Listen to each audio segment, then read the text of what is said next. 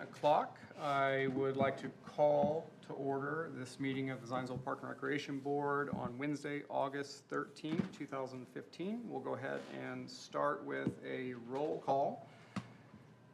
Vice President Chris Barksdale. Here. Kimberly Lane. Here. Matt Milburn. Here. Chad Dilley. Absent. Anna Shepal. Also absent. Doug Tischbein. Wait, I saw a finger. Oh, is she joining online? Looks like we may have her online.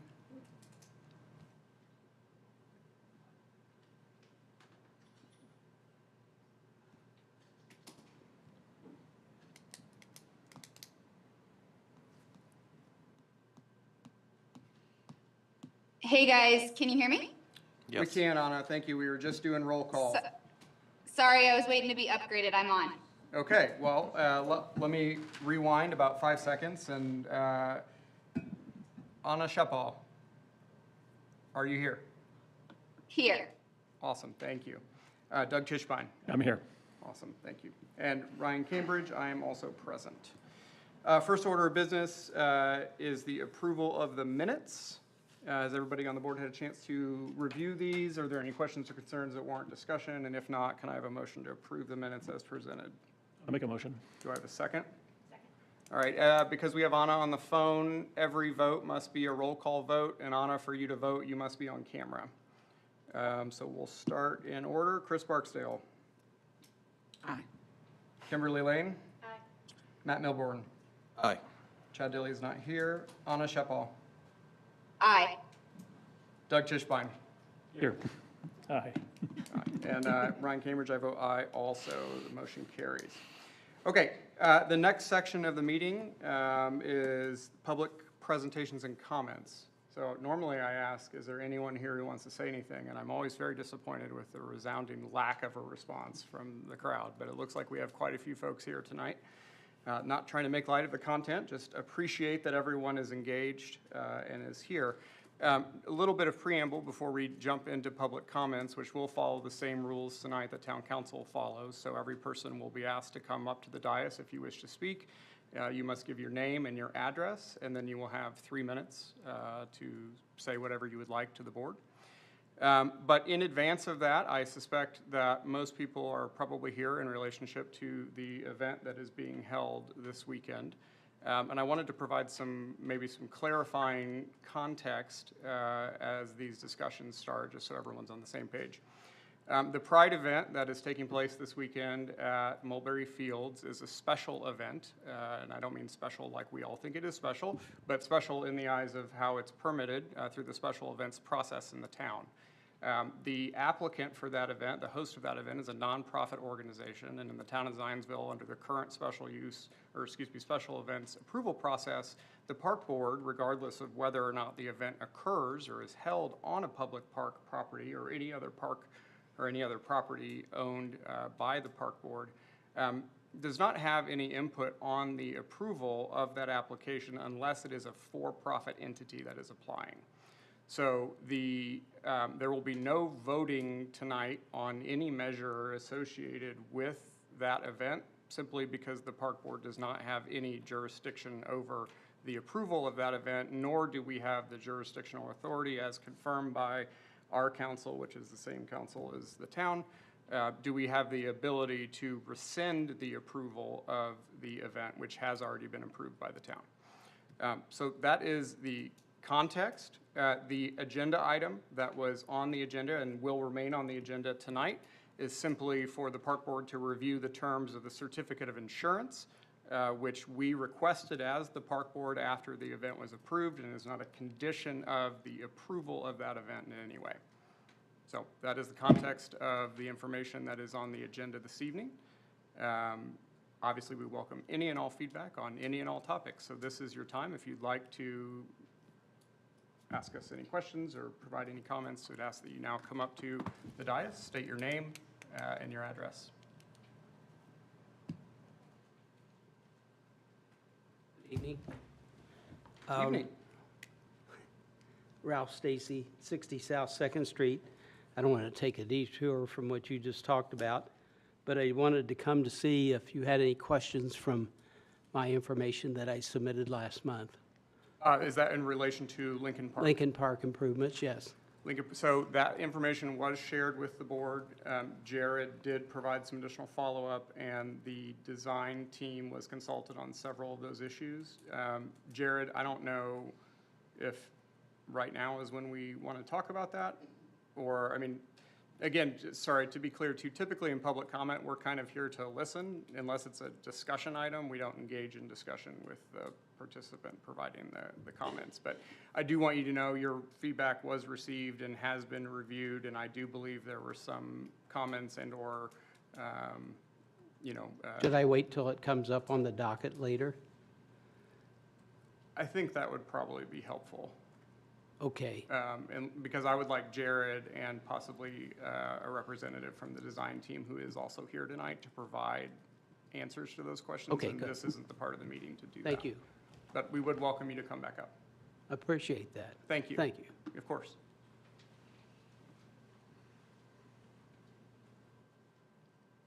Anyone else?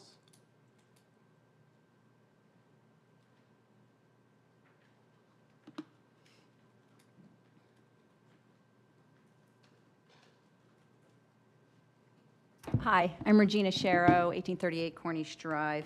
I appreciate you, there's no vote tonight on the event this weekend, but I wanted to make some comments anyway for the benefit of the town. And my question revolves around sort of the statutes in Indiana and obscenity and harming minors. And I don't, I know there's going to be drag queens there, and we've all seen social media, what drag queens do. This isn't a public park. I think those sorts of things should be done in private. I think we've had private events at private companies. Those are great because folks are allowed to decide whether they want to go or not. When you have an event like that in a public place, in fact, I understand there's a sport event, so kids in middle school or high school are going to be competing in an event right next to this Pride Festival with drag queens. So they have no choice but to be there and experience that. And their parents may or may not be willing to have them and their young children, who they might be going to support their siblings. They're going to be there with this drag queen show going on. The event is fine. I'm just not in favor of the drag queen. And I think I'm wondering whether you guys have considered that from your perspective, whether you have the ability or not. I mean, this is potentially a violation of Indiana state law. I'm also curious, have you looked at, I appreciate there's no requirement for the insurance, that you just asked for it, and thank you as a taxpayer of the town. I'm glad you asked for insurance. That's great. Have you looked at the insurance? Have you looked at what the insurance covers? I understand the insurance doesn't even cover the 52 vendors. It doesn't cover any sexual misconduct. So what does it cover? Because if it doesn't cover something and something happens and the town is sued, as a taxpayer, I'm going to be paying the bill for litigation. And I don't appreciate that. So I'm hoping that you guys do your due diligence. You know that the town isn't being set up to be sued. You're comfortable with that from your personal position, your legal position. And that the insurance is something that is going to protect the town and all of us taxpayers from anything that could go wrong. Poisoning by a vendor, accidental poisoning, food poisoning, anything that happens from a vendor, is it covered? I'm not sure it is. In fact, I'm pretty sure it isn't. So that's all I have to say. Thank you. Thank you. Thank you.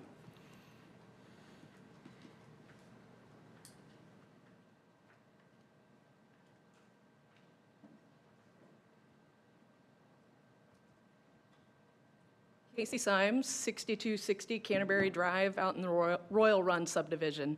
So I am a lesbian. I'm married to my wife. I've been here for over 13 years. As a matter of fact, I taught at Zionsville West for a year before joining the Department of Education. I love Zionsville. One of the first events I attended in this town that blew my mind was the Sparkle, Main Street, drag queens and kings parading up and down the street, collecting singles for Alzheimer's research. That was my introduction to this proud, quaint, authentic town. And I thought, wow, there's a place for everybody in a town like this. And so I thank you. I'm trying to decide if this is my forever community. I love the Parks Board, love the Oak Street Path, love Starkey Park, what we're doing for parks and wellness and holistic health. Thank you. Appreciate the opportunity to share that reminder for our folks. Thank you. Yep.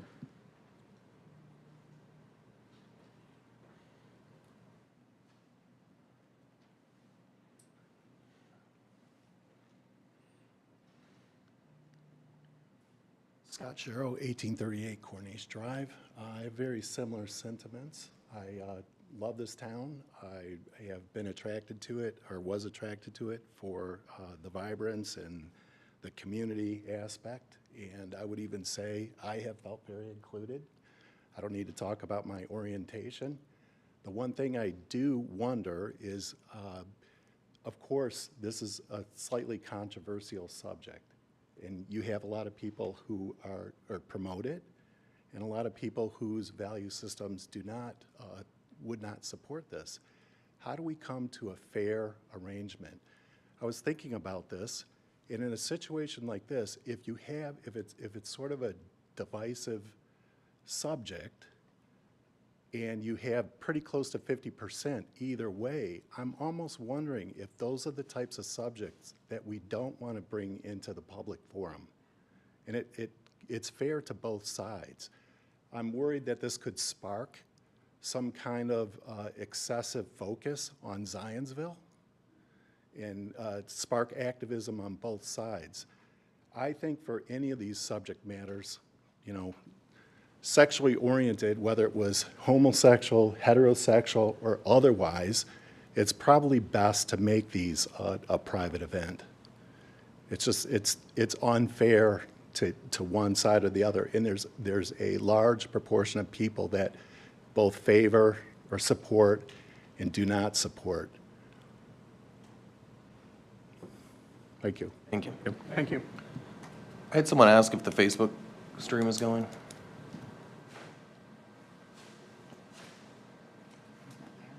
No, he's not there. They are? Okay, thank you. Okay.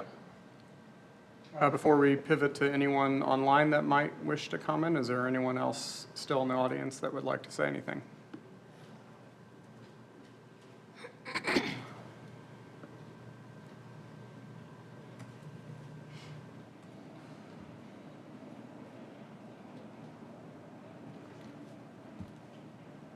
Hi, thanks for your service. Not always fun, I guess. This is one of those times. I also love the parks here in Zionsville. I've been a resident since 21, and I moved here for the schools, which I ended up having to pull my child because of... I'm sorry, can we have your name and My name address, is please? Karina Papabathini. I am a resident here in Zionsville and Oak Ridge, and wasn't planning on speaking. And, you know, I think we've just, one of the reasons that I pulled my child from ZCS was this focus on sexuality, and it's been happening at a much younger and younger age where it shouldn't be. These conversations, I agree with the gentleman that spoke a minute ago, they should be private and held within the confines of your own home with your own children, because it is a very divisive subject, and I know that everyone would like to believe that, you know, love is love, and it is. I totally believe that love is love, and I believe in everyone's right to love whom they wish, but I don't believe that it should be imposed on people who don't share those values in terms of sexuality. Nothing else. I think we're all equal as human beings. I think we all deserve the same rights. We should all be treated with dignity and respect. But that goes both ways. You can't, you know, live and let live means that everyone gets to live, not just one side or the other. And I just feel like the pendulum has been swinging, you know, in both directions. And that's where the issue is. And I am not here to offend anyone. I'm not here to dictate anyone's morals. But I am here to ask that as a parent with Christian values, that my values also be respected and honored, especially in public spaces, just like everyone else wishes to be respected. We go to this park all the time, and I wouldn't want to have to explain to my 9-year-old what a man is doing dressed in a woman's outfit. Acting most of the time in a pretty obscene way. And I don't know when this shift occurred where that became normal. As an adult, I'm not comfortable walking around. If I wanted to see that, I would go to a location where that behavior is certainly accepted and normal, and that's where you live and let live. I just don't understand when that became the norm and why we're pushing it so much on children in children's spaces. I don't think that shows regard for everyone. So I would appreciate your consideration when you make any decisions regarding these types of events in the future. Thank you. Thank you.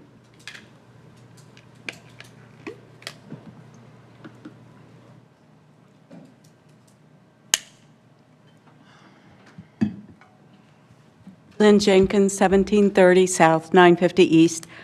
I did not intend to speak either, but the comments from the conservatives are just, they drive me crazy. Everybody should be equal, but, my Christian opinion should be respected more than everybody else's opinion. So I think what this park, or what the Parks Board is, or what has been allowed to be an event is wonderful for the community. It is accepting of all. The next thing you're going to hear is disabled people shouldn't be because it might scare our children who are normal, or somebody with mental disabilities or other afflictions shouldn't be allowed somewhere where the public or children might see them because it might harm them. I mean, it is a public event, but everyone has the right to attend or not attend. So therefore, take your child and stay home or go to one of the other parks. There are plenty of parks in Zionsville. Thank you. Thank you.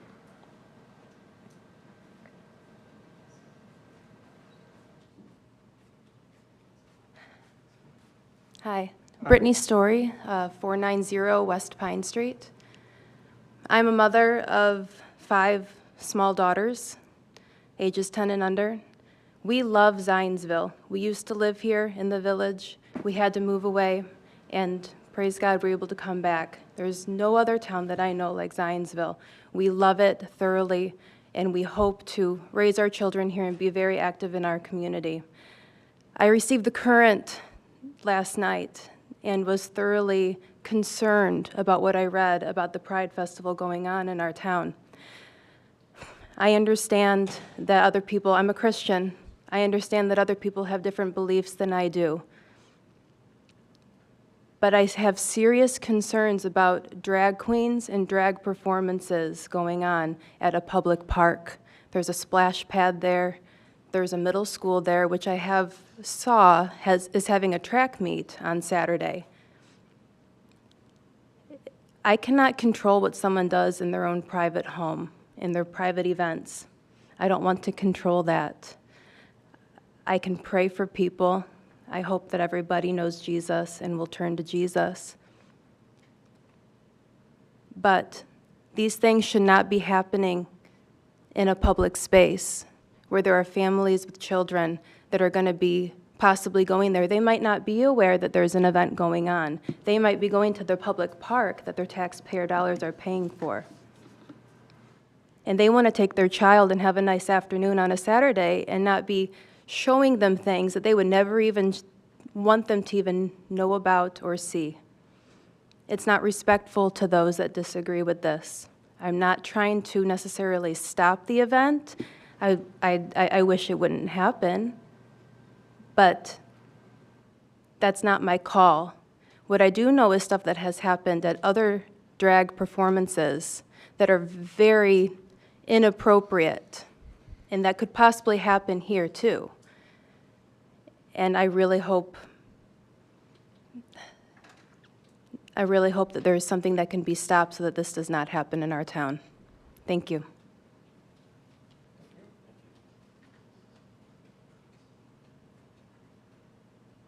Would you like to speak?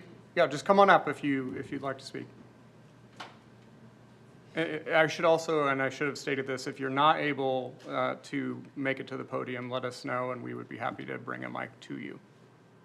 Hi, my name's Jane Rappenchuck. I live at 9095 Pebble Point Circle. And I think that freedom of speech is a really important thing. I've heard some very judgmental things from people about drag shows being obscene and characterized as that. I think probably everybody in this room has seen Tootsie. This is not a new concept for us to have men dressed as women or women dressed as men. And it's not necessarily, certainly not necessarily always an obscene thing. I think that our children are already being exposed in our schools to Christian-oriented sexual education. The CPR program, which when my kids were in middle school, most parents didn't know what that meant, is a very Christian-based organization.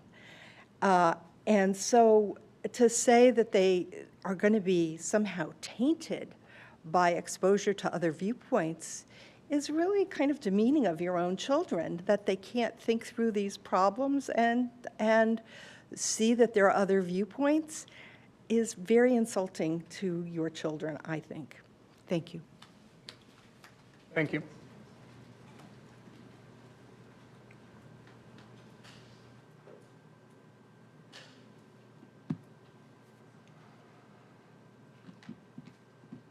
Kathleen Poland, 6534 Yorkshire Circle, Zionsville, Royal Run.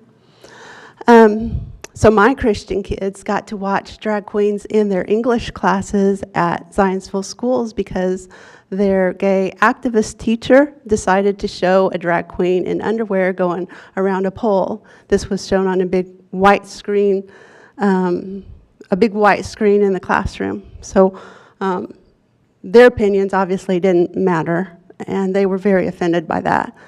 I'm not sure why that had to be shown in an English classroom at Zionsville schools. Also, I don't think it is any coincidence that this festival is taking place at Mulberry Fields. It's one of the most predominantly youth areas in Zionsville. Almost every kid that's lived in Zionsville for any length of time has played either soccer there or t-ball or had football practice or is now playing pickleball or running or playing on their skateboards.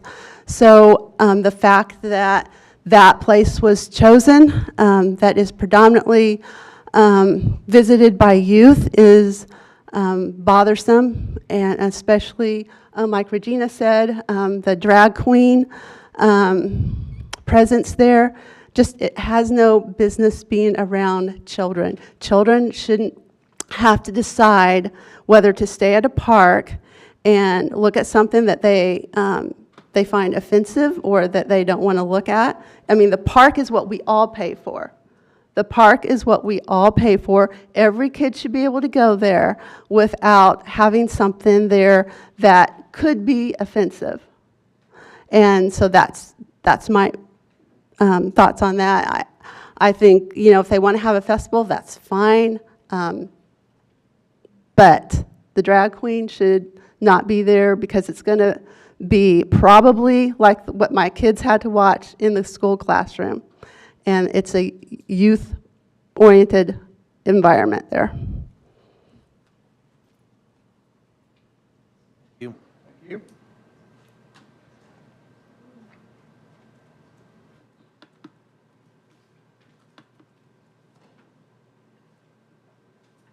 My name is Aubrey Abel. I live at 52, I had to think about it because I'm really nervous about speaking, 5281 Crowley Parkway. It's technically Whitestown. My kids go to Zionsville.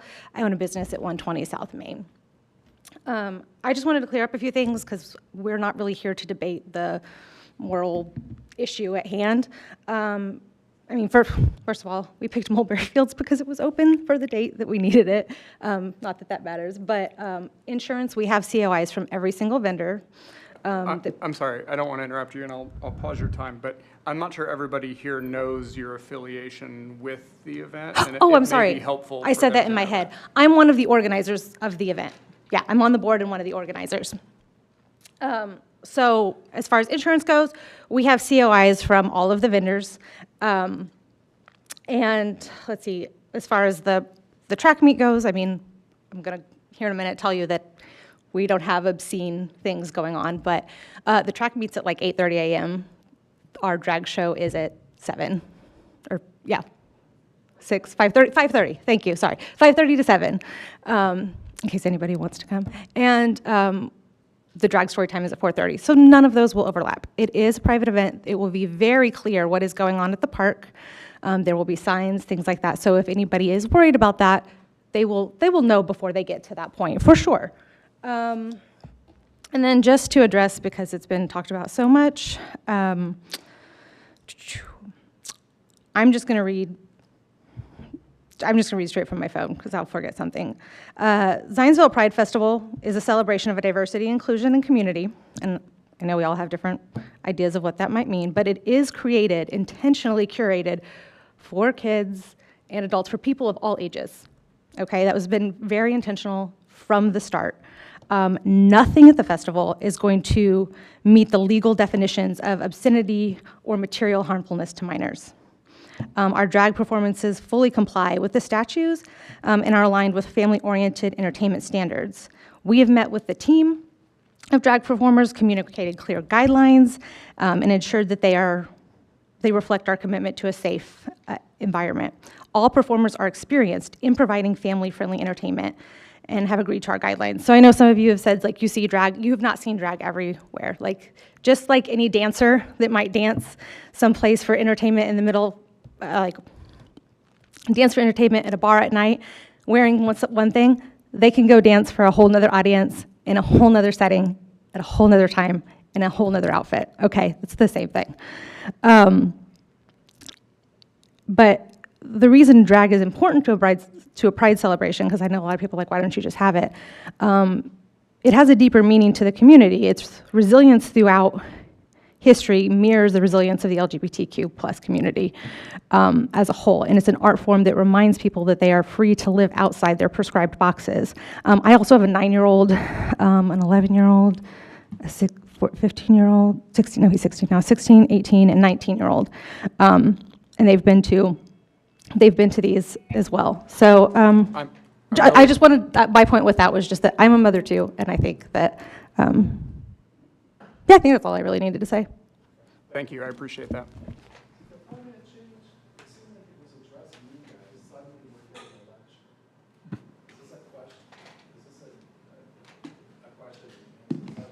This is a public comment section where any resident of Zionsville is free to communicate whatever they wish to communicate from the dais within the 3-minute time that they're allotted, provided it meets the town standards of ethics.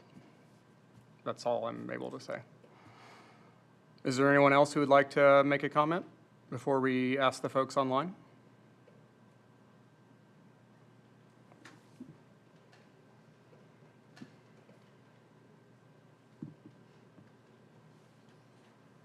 Kristen Effling at 10310 Pagado. I'm also very nervous, so I'm also going to read from my phone. I would just like to start by saying, why is it divisive? Ask yourself these questions. Why is it unfair? What sides are we creating? Why is it offensive? What taught them to take offense when we're talking about our children? I'm also a mother and also have family who is part of this community. And when I say this community, LGBTQ plus. I'm here tonight to speak in support of our town hosting a Pride event, including its drag performance, because I believe it will be a celebration that benefits everyone in our community. First, this is more about than one day. Pride brings people together, It strengthens our sense of community. And yes, it boosts our local economy, if that's what's important to you. Visitors will shop in our stores, eat in our restaurants, and stay in our hotels, potentially. That's money going directly in the hands of our small business owners, who are proudly supporting this event.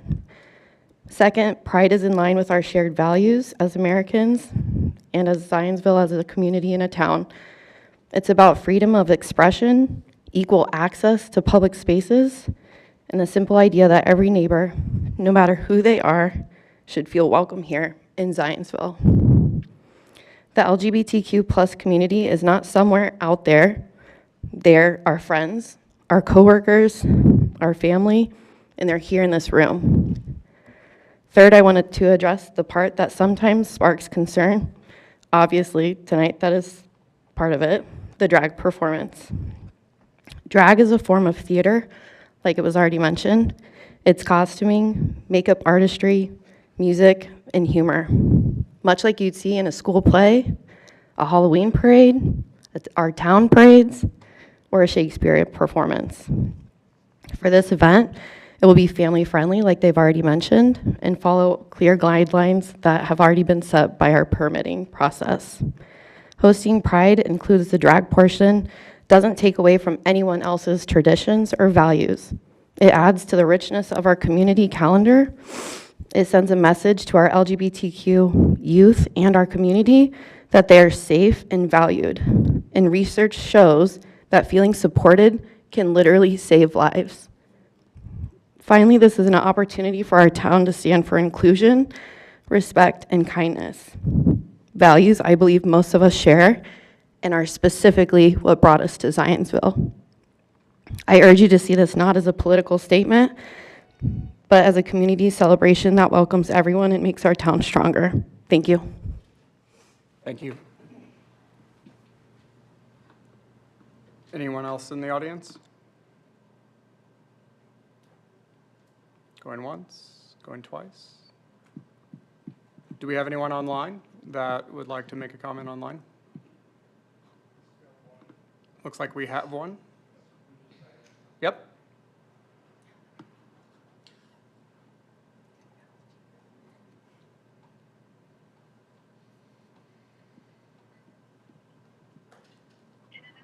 Hello. Yeah, my name's Francis. I live at the apartments at 5000 Bennett, and I just wanted to say, oh, why's my camera not working? What the heck? Yeah, I just wanted to say, I've lived in the area for a long time, and I feel like it's important that we.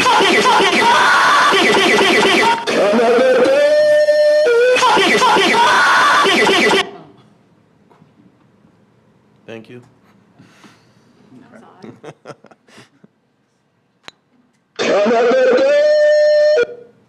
Okay, I think we're gonna go ahead and cut that one for now.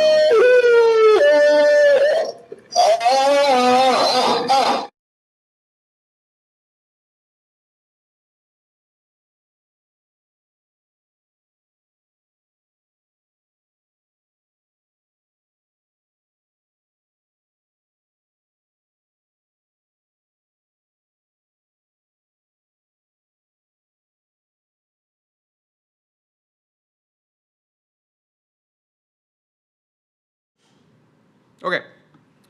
With that, I'd like to, first of all, since we've already invested a pretty significant amount of time in discussing and sort of hearing feedback on this topic, thank everybody for coming out. I know that despite the fact that there are quite a wide array of differing opinions presented tonight, that everybody is here and speaking because they genuinely care both about our community and the children that are in it. So I appreciate that. I do think it's important that you know that we take this very seriously and that we take our roles as park board members and public servants very seriously, and that our job here as the park board is to uphold obviously the Constitution at the top, but also the ordinances and policies of the city for which we are employed. I think it is also important to clarify as we continue to have this dialogue as a town and certainly as a park board. I suspect this is not and probably should not be the last time that we discuss event approval policies and things of that nature, so that we can be more transparent and, do the best job that we possibly can, which is something we're always interested in doing. But I do think it's important to clarify that moral objection alone is not a sufficient legal standard for us to make decisions upon. All we have to go off of are the legal precedents and the state statutes that exist. Community members may hold sincere and devout moral or personal objections to certain things, including performances like drag. But moral disapproval by itself does not make any performance act or anything else obscene alone by the state's definition. We have sought extensive feedback from our legal counsel regarding what the appropriate legal position is on this. And I will also say, with a great caveat, I think I'm making John really nervous over here, that the legislation that is in place that I think most folks are referencing is about 45 days old. So I think we will see lots of legal precedents at some point in the near future that can be referenced. But in the absence of that, all we have to go off of are the existing codes. So Indiana Code 35-49-2-2.5 has been in effect for 45 days and has not yet been litigated. That being said, obscenity is a legal term that has been determined or defined by the state. Given protections afforded by free speech by the First Amendment, it's also a very high legal standard. Indiana Code 35-49-2-2.5 states that a government entity may not knowingly or intentionally organize, host, or fund an obscene performance. An obscene performance is defined by Indiana Code 35-49-2-1 as a performance that meets, and this is very important for all of those keeping notes and keeping track, that meets all three criteria. All three of the following criteria. The first being that the average person applying contemporary community standards finds that the dominant theme of the matter of performance taken as a whole appeals to the prurient interest in sex. The second is the matter or performance depicts or describes in a patently offensive way sexual conduct, and that sexual conduct as defined in the state statutes. And the matter or performance taken as a whole lacks serious literacy, artistic, political, or scientific value. The first value in the test in determining whether or not a performance is obscene is going to vary somewhat based on the standards of the community, but some examples of a prurient interest in sex that have been identified by courts are the exploitation of nudity, explicit sexual depictions, sadomasochistic sexual abuse, and lewd exhibitions of male or female genitalia. For the second factor, which is the definition of sexual conduct, it is an operative term in determining whether or not a performance is considered obscene. Sexual conduct is defined by Indiana Code 35-49-1-9 as 1, sexual intercourse or other sexual conduct, 2, the exhibition of uncovered genitals in the context of explicitly sexual activity, 3, the exhibition of uncovered genitals of a person under 16 years of age, 4, sadomasochistic abuse, or 5, sexual intercourse or other sort of sexual conduct with an animal. This is not a lot of fun to read, so I hope you all are giving me a little grace here. But using these guidelines, which are established by the state and referenced in the legislation that was sent to so many of us via email repeatedly about what defines obscene and what is obscene, unless the performance includes one of the above acts, it would not meet criteria number 2 for sexual contact or conduct for the purposes of an obscene performance. The third factor, whether the performance lacks serious literacy, artistic, political, or scientific value, is assessed under a reasonable person's standard rather than those of standards of the local community. Some examples of performances that may potentially lack literacy, artistic, political, or scientific value are hardcore pornography without any narrative, which is an interesting clarification, educational or artistic intent, or content that is primarily designed to stimulate sexual desires. For the purposes of Indiana Code 35-49-2-2.5, all three of the above criteria must be met for a performance to be considered obscene. regarding the drag performance in question at Pride Festival unless their performance contains sexual conduct as defined by IC 35-49-1-9. It would not be considered an obscene performance prohibited by the same the same section of 35-49-2-2.5. And I think it was also mentioned that drag is a form of expressive performance and it's not necessarily obscene by default. So when we as a board have to decide whether something is obscene, these are the criteria that we have to go off, not off of an individual's moral objections or any person's religion or anything of that nature. These are the criteria that we have. So I think that's helpful as all of us continue to engage in dialogue, that we're all as fully educated around the actual statutes that are in place that are governing this, that have been sent to so many of our inboxes. So with that, and no additional comments online, I will close section 3, public presentations and comments, and Jared, we will move on to staff reports. Thank you, Board. Good evening, Zionsville. I appreciate everyone here this evening for being respectful and civil while expressing their views and opinions.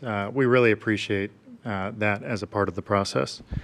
To the superintendent report, want to note that Skill Tech Hut has joined the team as of late July. So this new position is not only the day-to-day park maintenance, but also coordinates and executes special projects in our park system. Throughout the month of July, 381 work orders were created by the maintenance team. 364 were completed, with 255 of those being preventable maintenance. The trail counter at Town Hall was installed after an update of the previous components. So this board and the community will be updated monthly with accurate trail counts from our Big 4 rail trail. The Holiday Red Bridge and the Turkeyfoot Bridge are now open to the community. Several improvements, including a pedestrian railing and the rehabilitation of the approaches, were completed over the summer months, and that trail can now be enjoyed from Turkeyfoot through the Holiday Farms community across the Red Bridge over Eagle Creek, and then staying on the rustic path, walk to and out and back to Pleasant View Road. So expanding our trail network. Within the park superintendent update, there was also a photograph of a group called Cycling Without Age. Every Tuesday, this nonprofit picks up residents in our community and carts them around on our Big 4 rail trail. It was really impressive to see this group. They complete 5 miles, going 2.5 miles, and then turning around, picking up residents of Hoosier Village and other nursing homes so that they can get back out on the trail. Just wanted to highlight that amazing group and the work they're doing in our community. And also, I wanted to, during this time, touch on a couple of comments in my absence during the July meeting. So we'll discuss the Lincoln Park design concepts when we move to the new agenda item, Ralph, and we can discuss that further. But some of the other items discussed in my absence. So several of the projects that are funded by the foundation were before you last month.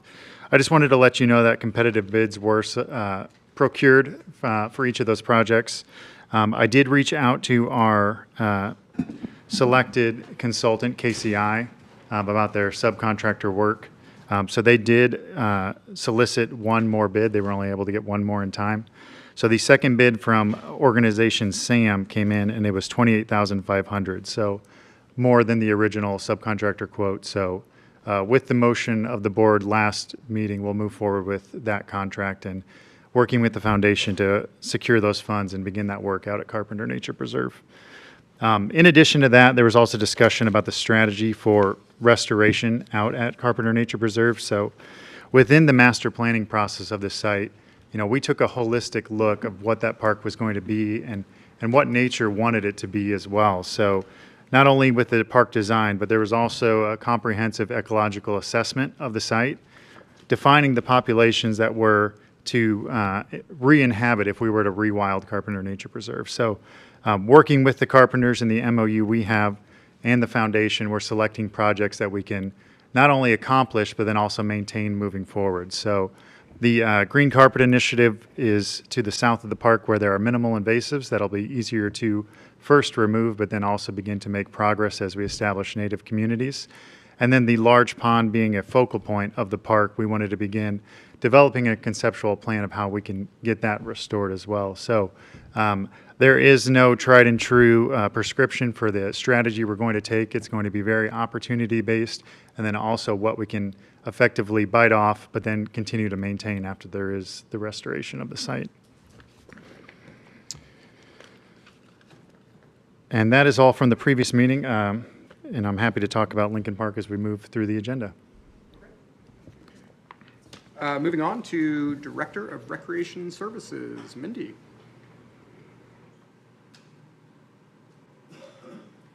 Good evening, everybody. All right. So talking a little bit about July, we had 1,785 walk-ins for the Zionsville Nature Center. We also did 44 programs throughout the month of July. Some of that is wrapping up our camps, of course. I was not able to get all of the camp information all together before I had to get this to you guys for your packet. So we will have a full kind of camp wrap-up for you for next month to go over how everything went for the month. But just kind of wanted to touch base on, to date, we've had over 10,500 walk-ins to the Nature Center, so we're doing pretty good. And the programming staff have provided more than 290 programs and events for the community as of the end of July. So a few other things. We were able to be at the library the end of July for their Touch a Truck. So we had the Creek Stomper and the Trail Hopper there. So it was nice to be able to provide nature-based information as well as having our fun and games out there as well. And we did have a very successful Mom Prom on Friday, July 25th with our 90s theme. So there was a charcuterie bar, mocktails, a DJ, photo booth, and then alcoholic beverages for purchase by those that participated. We had a charm bracelet making, a bunch of free gifts, a candy bar with 90s themed treats, and even temporary tattoos. So a lot of ladies walked out with Tamagotchis stuck on their side of their face. So. We did not raise the funds that we were hoping to. This was the first time we ever tried this event, but we were happy to say that we were able to break even and cover all of our costs. So for us, for a new event, that's a pretty good win to give it a shot. So, and we even had a prom queen. So there we go. This week is actually Creek Week. So we've got events or programs happening all week and then culminating on Saturday with our creek cleanup. So if anyone is around Saturday morning from 8 to 10, they can stop into Elm Street Green and they can help us clean up parts of Eagle Creek. And then, of course, we have our Love for Lincoln event coming up in September. So I just wanted to push that the last day to purchase an engraved brick, if you are interested, is September 14th. So you've got about a month to get that one in. So, but that's all I have, unless you guys have any questions. Anybody have any questions for Mindy? No, good job. Thank you. Yeah, I'm sure summer was super busy. Lots of fun stuff happening. So thank you for the updates, Mindy. And yes, absolutely. If you're interested in grabbing a brick before they're all gone, please do. Moving on, Park Board Attorney, do we have any business tonight that I haven't already attempted to address? No, nothing other than that. Okay, fantastic. Let's cruise into new business then, Jared, and we'll start with Lincoln Park Improvement Bid Tabulation.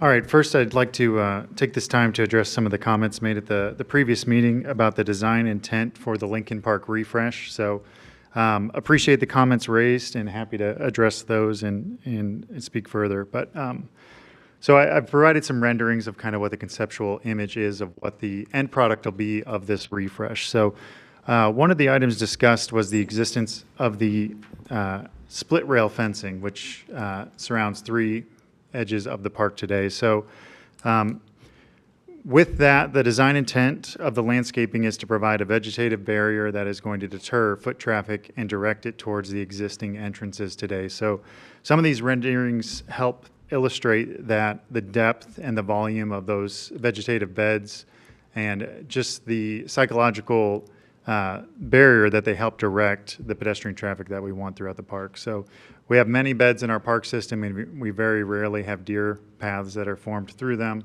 And as those do pop up, we place barricades until the vegetation can rehab itself and then remove the barricades. So effective landscaping screening is a tool used in landscape design to effectively control pedestrian access. We do have bollards on the Oak Street side, and that is just a decorative precaution since most of the busy activity is coming from the Oak Street corridor. During the Plan Commission meeting, we also had comments about the perimeter, and we are going to explore some of those permanent planters that could be placed beyond, right at the edge of the park, so to further provide a layer of protection. The fountain is approximately 25 feet from the edge of park, and that's from when the sidewalk begins. So again, just trying to put dimensions around where some of these aspects are. There was also conversations of crosswalks, and I spoke with our Director of Public Works on that topic and want to provide a little context. The conversation last month was about some crosswalks being marked and others not, and there is a justification and reasoning for that. So the presence or absence of a crosswalk striping is driven by the presence, absence, or direction of curb transitions when roads are repaved. There are not appropriate curb transition ramps. We have not typically striped them or striped them only in the direction that is suitable for transition. So it's easy to imagine as one road gets resurfaced, they do raise up those curb cuts to allow for that access, but that might change the dimensions of the road that perhaps wasn't resurfaced. So it's perpetually a stacking game to provide pedestrian access, and it's only embraced with striping when it is safe to do so. Concerning the lighting in the park, the lighting was designed to be complementary to the aesthetic of the park and the overall village district. The lighting is compliant with our town's code as far as the candlelight shed that would be beyond our park boundaries, and is a installation to invite the opportunity to explore whether the park hours would change for later evenings in the summer and things of that nature. And then park rules were mentioned. So with the refresh, we will be posting a set of rules within the park. That's a strategy we've begun on some of our newer projects, and we're beginning to backfill throughout our park system. So it just takes time, investment in signage, and then the labor to install those throughout our park system, which continues to grow. Jared, real quick, while we're on that, you mentioned with the crosswalks, and I think I asked a question, maybe an email, about the width of the sidewalk that runs along First, because right now it's like 3 feet or something really, really narrow. And you mentioned that that was not part of the project. Replacing that sidewalk was not part of the project because it's part of a public works effort to take place at some point in the hopefully near future. My assumption is when they would rebuild that sidewalk, they would also rebuild the curb cuts at the corners. So at that point, can we advocate for crosswalks at any point where there's a new corner installed? If that was included with the road work of that project, which I assume it would be, those would be complementary and go with it, yep. But again, that might change the orientation of the direction of the road that would not be improved. So that's really the world of DPW, and they understand the standards and safe markings of our crosswalks. But yeah, I think it's just a challenge. Our office is actually literally in that image, so we cross First Street to Lincoln quite frequently, right by Rosie's, and there are curb transitions there, but there's no striped crosswalk. To actually follow a striped crosswalk, I'd have to go over to the side where Greeks is and then cross and then come back. So I think there's just areas like that where I'm sure it made sense at the time that decision was made, but now it's really, anybody coming up and down that side of the sidewalk is going to walk straight across into the park. So I think as we look at any park project, when we think about expanding access to parks and green spaces in our community, it's not always we need more. Sometimes it's a case of it needs to be easier to get to for folks. And so I think looking at connectivity between all of our parks and adjacent streets and trails and sidewalks is very important. Is that current sidewalk on First Street, do you know the width of that? Is that 3 or 4 foot? I believe it's around 3 now. It's tiny. Yeah. And so to get to ADA compliance, we need to go to 5? 36 inches is the minimum egress. So but slope and pitch also play a factor in that. So I don't know that it would be rated currently for ADA, but there is. I think it's 5 feet is minimum. For a sidewalk. For For a train. path of travel. Okay, yeah. So if you're going to add 2 feet, you have to go one way or the other, right? East or west? Yeah, and speaking with Lance, it wouldn't go into the park property. It would not? No, it would stay in right of way.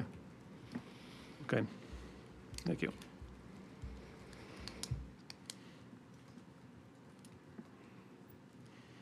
Moving on to the agenda item, one moment.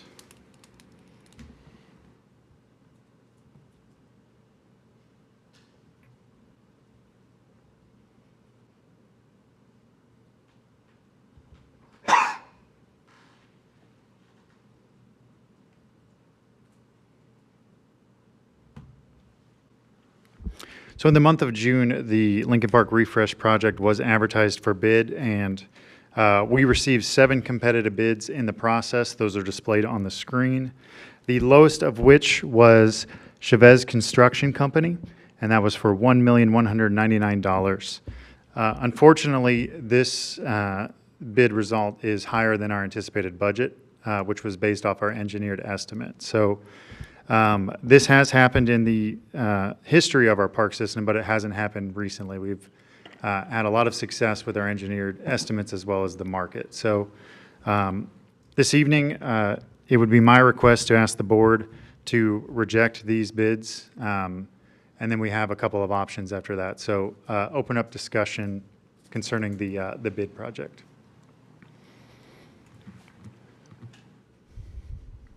I mean, you know, Jared, as we talked about this, it's a really tough time to predict costs because there's so much market volatility, especially post-COVID. But I would agree that I'm pretty surprised by these bids given the scope of the project compared to other projects that have been delivered, you know, not too far from here that are similar. So, you know, at the end of the day, I'm, you know, not unaccustomed to seeing small spaces cost a lot of money, but I also expect them to have a big impact. So I want to make sure that if we're going to invest in this site, that we do whatever we need to do to make sure that we're maximizing what we get for our dollar and making the best choices that we can. So if that means going back out to bid or pursuing an alternative delivery method that is not design, bid, build, then I'm in favor of that as opposed to accepting one of these bids because they happen to be the ones we have. Can you tell me or remind me what we were anticipating the cost being? I'm happy to share that with the board Okay. following this meeting. I don't recall. It's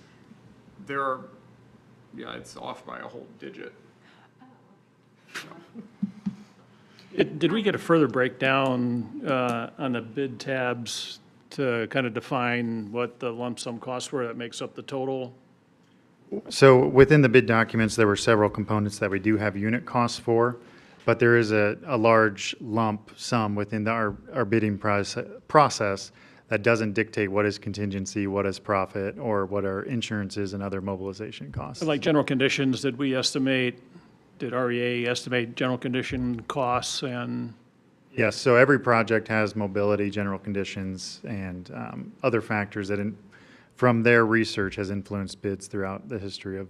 And where did we see the biggest variance, and what materials or what contingencies or general conditions, what were those differences that you would say make up that amount? Yep, I'm happy to invite Tricia McClellan up here from Runsdale Ernstberger and Associates. So Jared mentioned the unit cost. They were pretty in line with what we had in our engineer's estimate.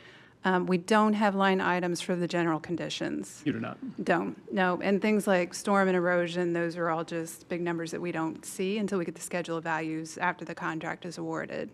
So unit cost looked in line. So there's just some additional, could be in the gazebo, could be in the fountain, you know, could be in any of those larger ticket items. So your direct cost that you estimated versus the direct cost that came in from the bid tabs, did you break it out into direct versus non-direct costs? We did. Okay. We did, yes, but the contractors don't. They're just lump sum. They're just lump sum. So you lump can't- sum, but then we have unit cost for like concrete or the pavers or, you know, some of those. So it's hard to say if your estimate on direct costs was in line with the contractor's estimate Yes. for direct costs. Yes, yep. We're just using the standard ones that we've seen over the past, usually we update them frequently during the year, so it's not even from the past year. And we're using the general, because we do get to see those in the schedule of values, so we're just using our history of bids to estimate what those are. Okay. Thank you. Thank you, Tricia. So what now, Jared? Um, What would you recommend as our two or whatever alternative options? I'm happy to discuss that further after the vote on whether to move forward with these bids or to reject the bids that were collected. So the two options we have are for someone to make a motion to accept the low bid of R. Chavez Construction Company, Inc. at $1,199,000, or to make a motion to reject all bids, and then we'll discuss what we do after that. I make a motion I that we make a mo- reject all bids. Yeah, I think Anna won that one. Go ahead. I make a motion to reject all the bids. Okay, now okay, there you go. You're on camera. Does that count? We can see your face now. So. Okay. All right, got it.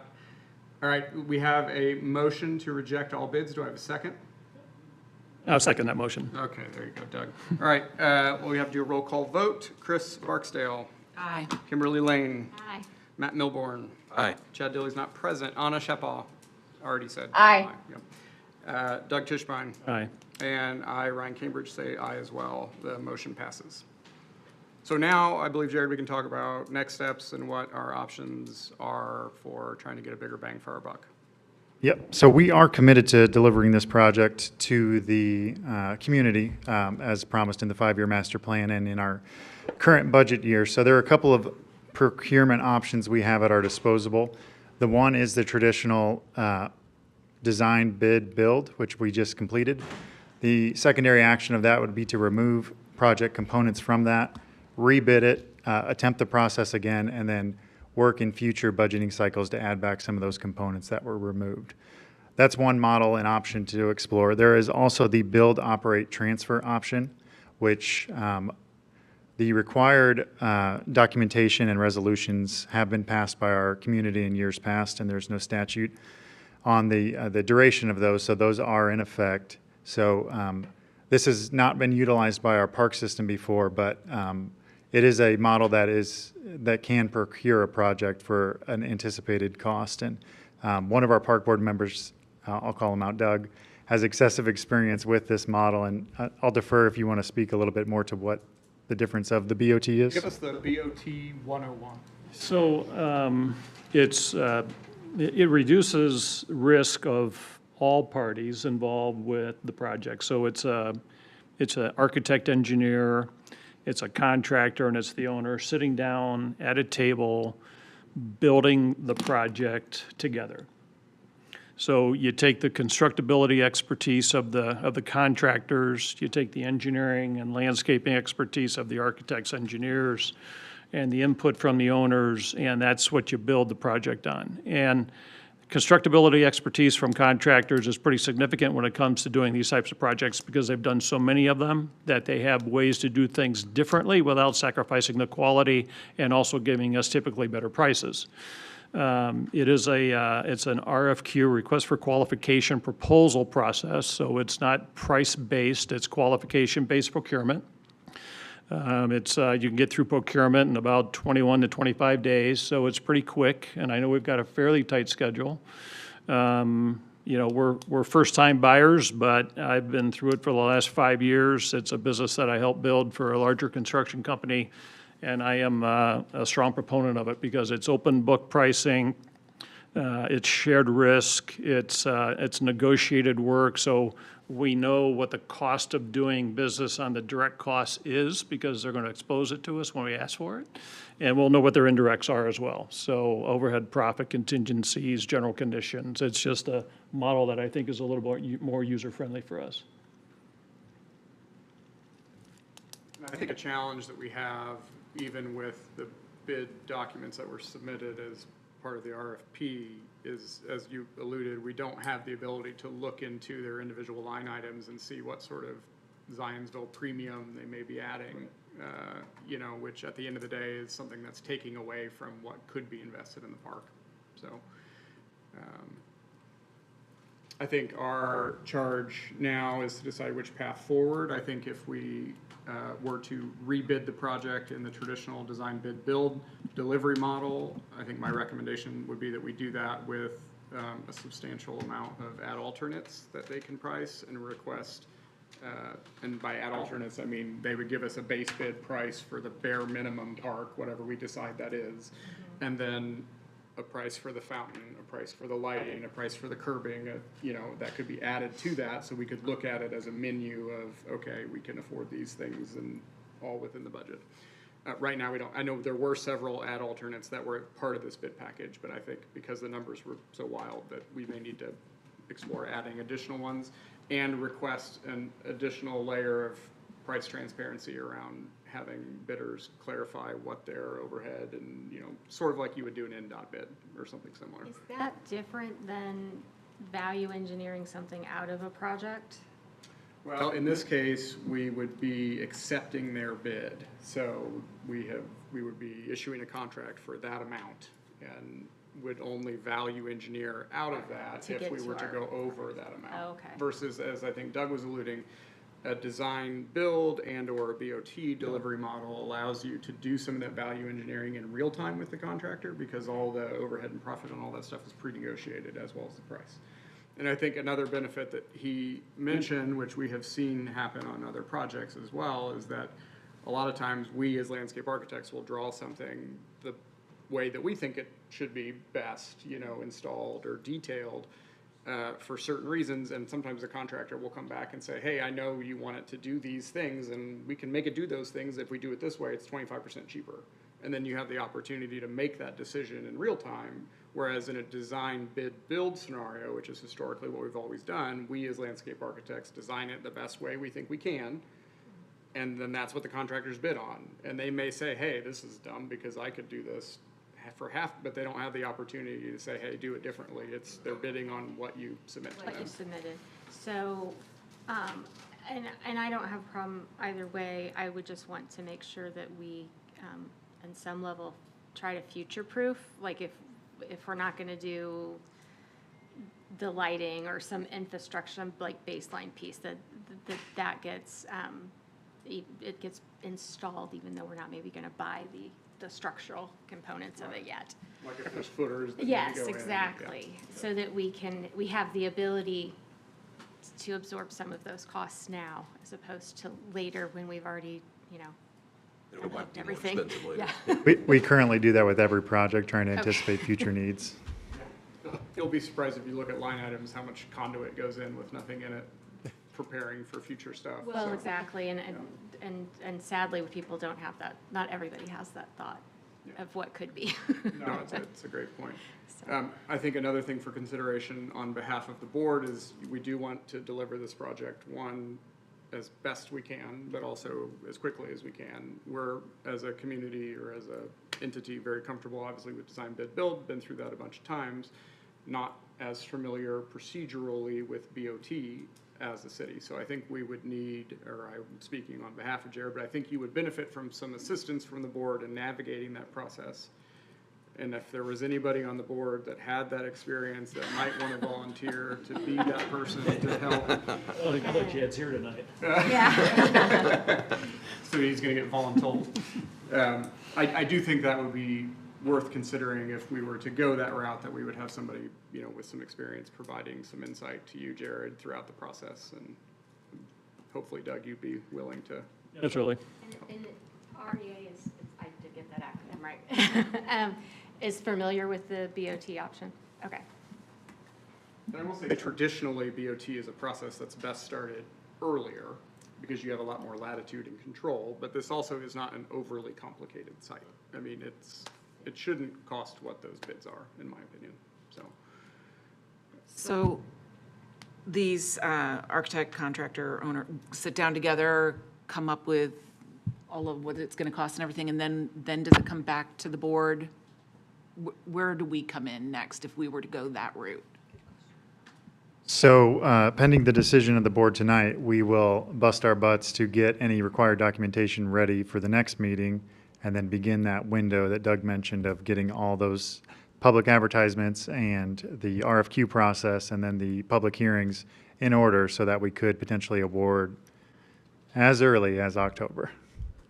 I think maybe specifically what you're asking is if the design changes in a substantive way, does that come back before the park board at some point? I understand. So, and I think that that also is something as we think about new capital projects moving forward, that as we're in a position right now to make a decision about a project that is essentially at the end of its production schedule on the design side, it may be good as a board to establish some sort of regular check-in process at key milestones in the design process, just so that we're in the loop as much as we can be. And if there are opinions that need to be incorporated from members of the community that we're getting in real time, that we're able to do that at a time that's appropriate in the design process. So that's a different policy for a different day, but I do think that at this point, we either need to decide which way we're gonna go. If I could make a recommendation, is the window is kind of shrinking, obviously. So one of the next action that you need to take is deciding to advertise. And that's twice in 2 papers, 7 days apart, with RFPQs due 7 days after the last date of advertisement. And then you have to issue the RFPQ. It's a document that Jared's capable of putting together. It would be my recommendation, if this is the direction, is to give approval to Jared to move forward with advertising and developing the RFPQ pending legal counsel's approval, so that we could probably get those steps done prior to the September board meeting. And then on the September board meeting, you've got responses probably back. Typically, you'll set up a committee of potentially 3 people, board members and Jared or whoever. They'll do the review of the RFPQs and the submittals and then make a recommendation to the full board on the reasons why, and they'll go through a scoring, In terms of a selection of a contractor. of a recommendation of a developer. Yeah. You can make the proposal or make the motion. I think you have to say all the stuff he just said. That's what I'm asking him, why don't you make that, turn that into a motion? I would look to Jared to say if he's okay with that. We'll get it done. So I would make a motion that the board approve moving forward with potential advertising for the BOT, Build, Operate, Transfer project at Lincoln Park, and authorizing the superintendent and council to develop an RFPQ to issue to developers who respond to the advertisements. Second. Okay, we have a first and a second. Roll call vote. Chris Barksdale. Aye. Kimberly Lane. Aye. Matt Milburn. Aye. Chad Dilly is absent. Anna Shapaw. Aye. Aye. And Doug. Aye. And I, Ryan Cambridge, say aye as well. The motion passes. Okay, here we go. Let's see what BOT is Yeah. like. I think It's such a Yeah. great space. I mean, It's a good our project office for it. literally looks down on it, and I know there's a lot of community memories and that are tied into that space over the years, and it's fun to, even in its current condition, to see the number of people that still use it. So I'm excited to think of how much easier it will be for folks to enjoy it in the future. with appropriate egress. Believe Girl me, Scout I almost meetings get in hit that all the park. time. All right, Jared, do we want to move on to the HMBA project site work, or do we have anything else with Lincoln we need to circle back on? No, I would invite Ralph up if there's any other components of the project you'd like to speak about. I'm happy to have that dialogue.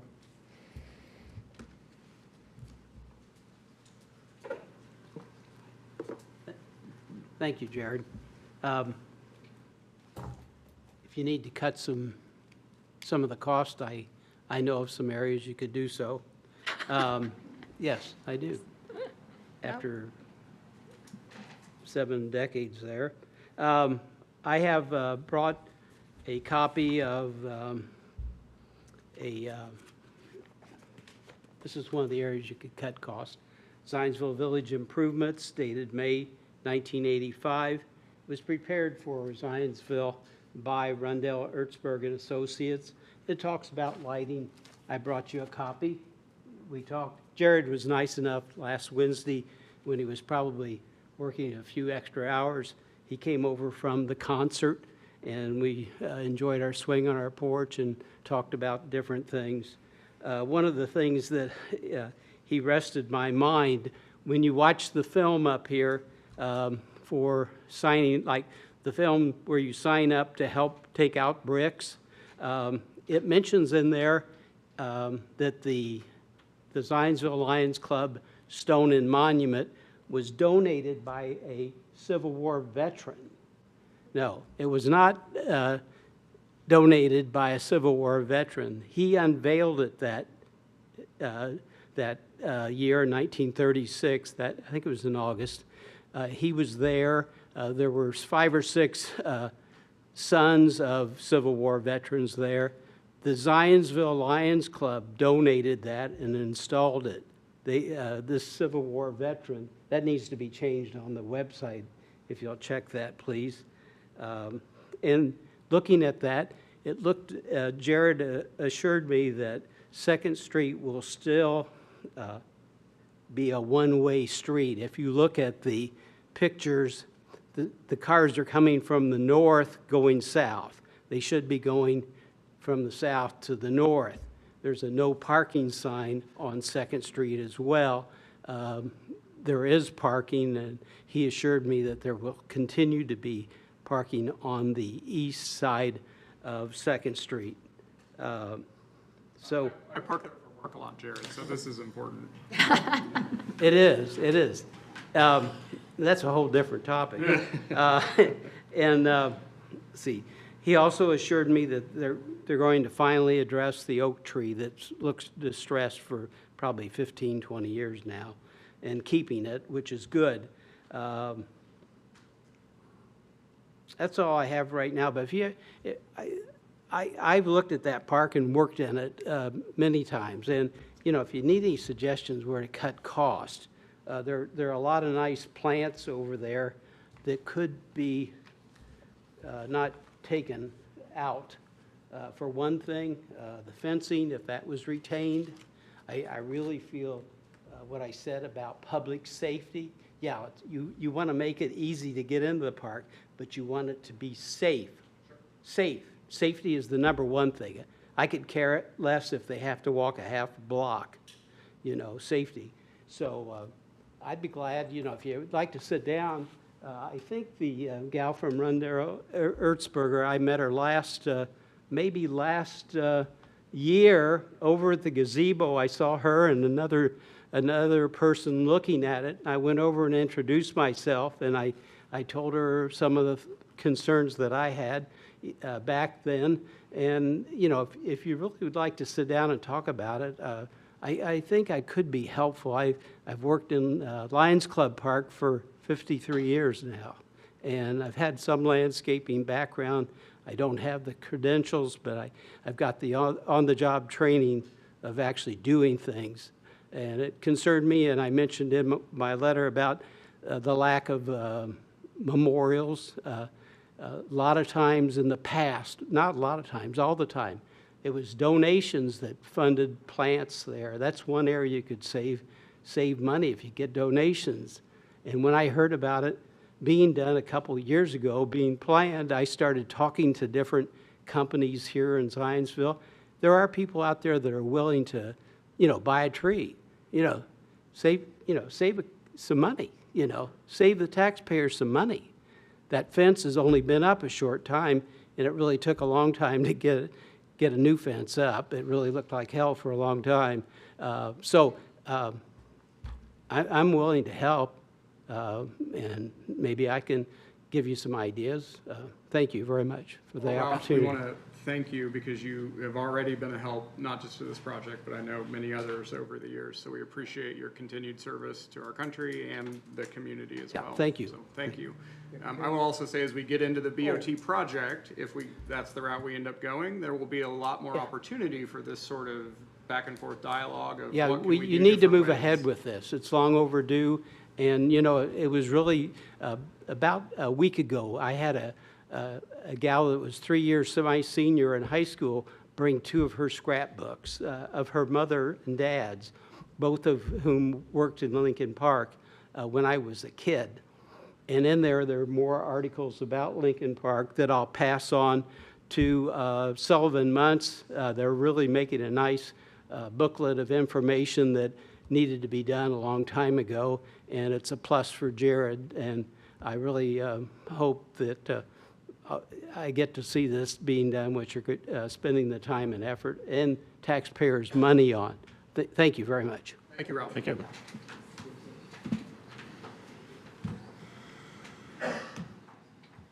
All right, Jared, on to the Hoosier Mountain Bike Association. Thank you, Ryan.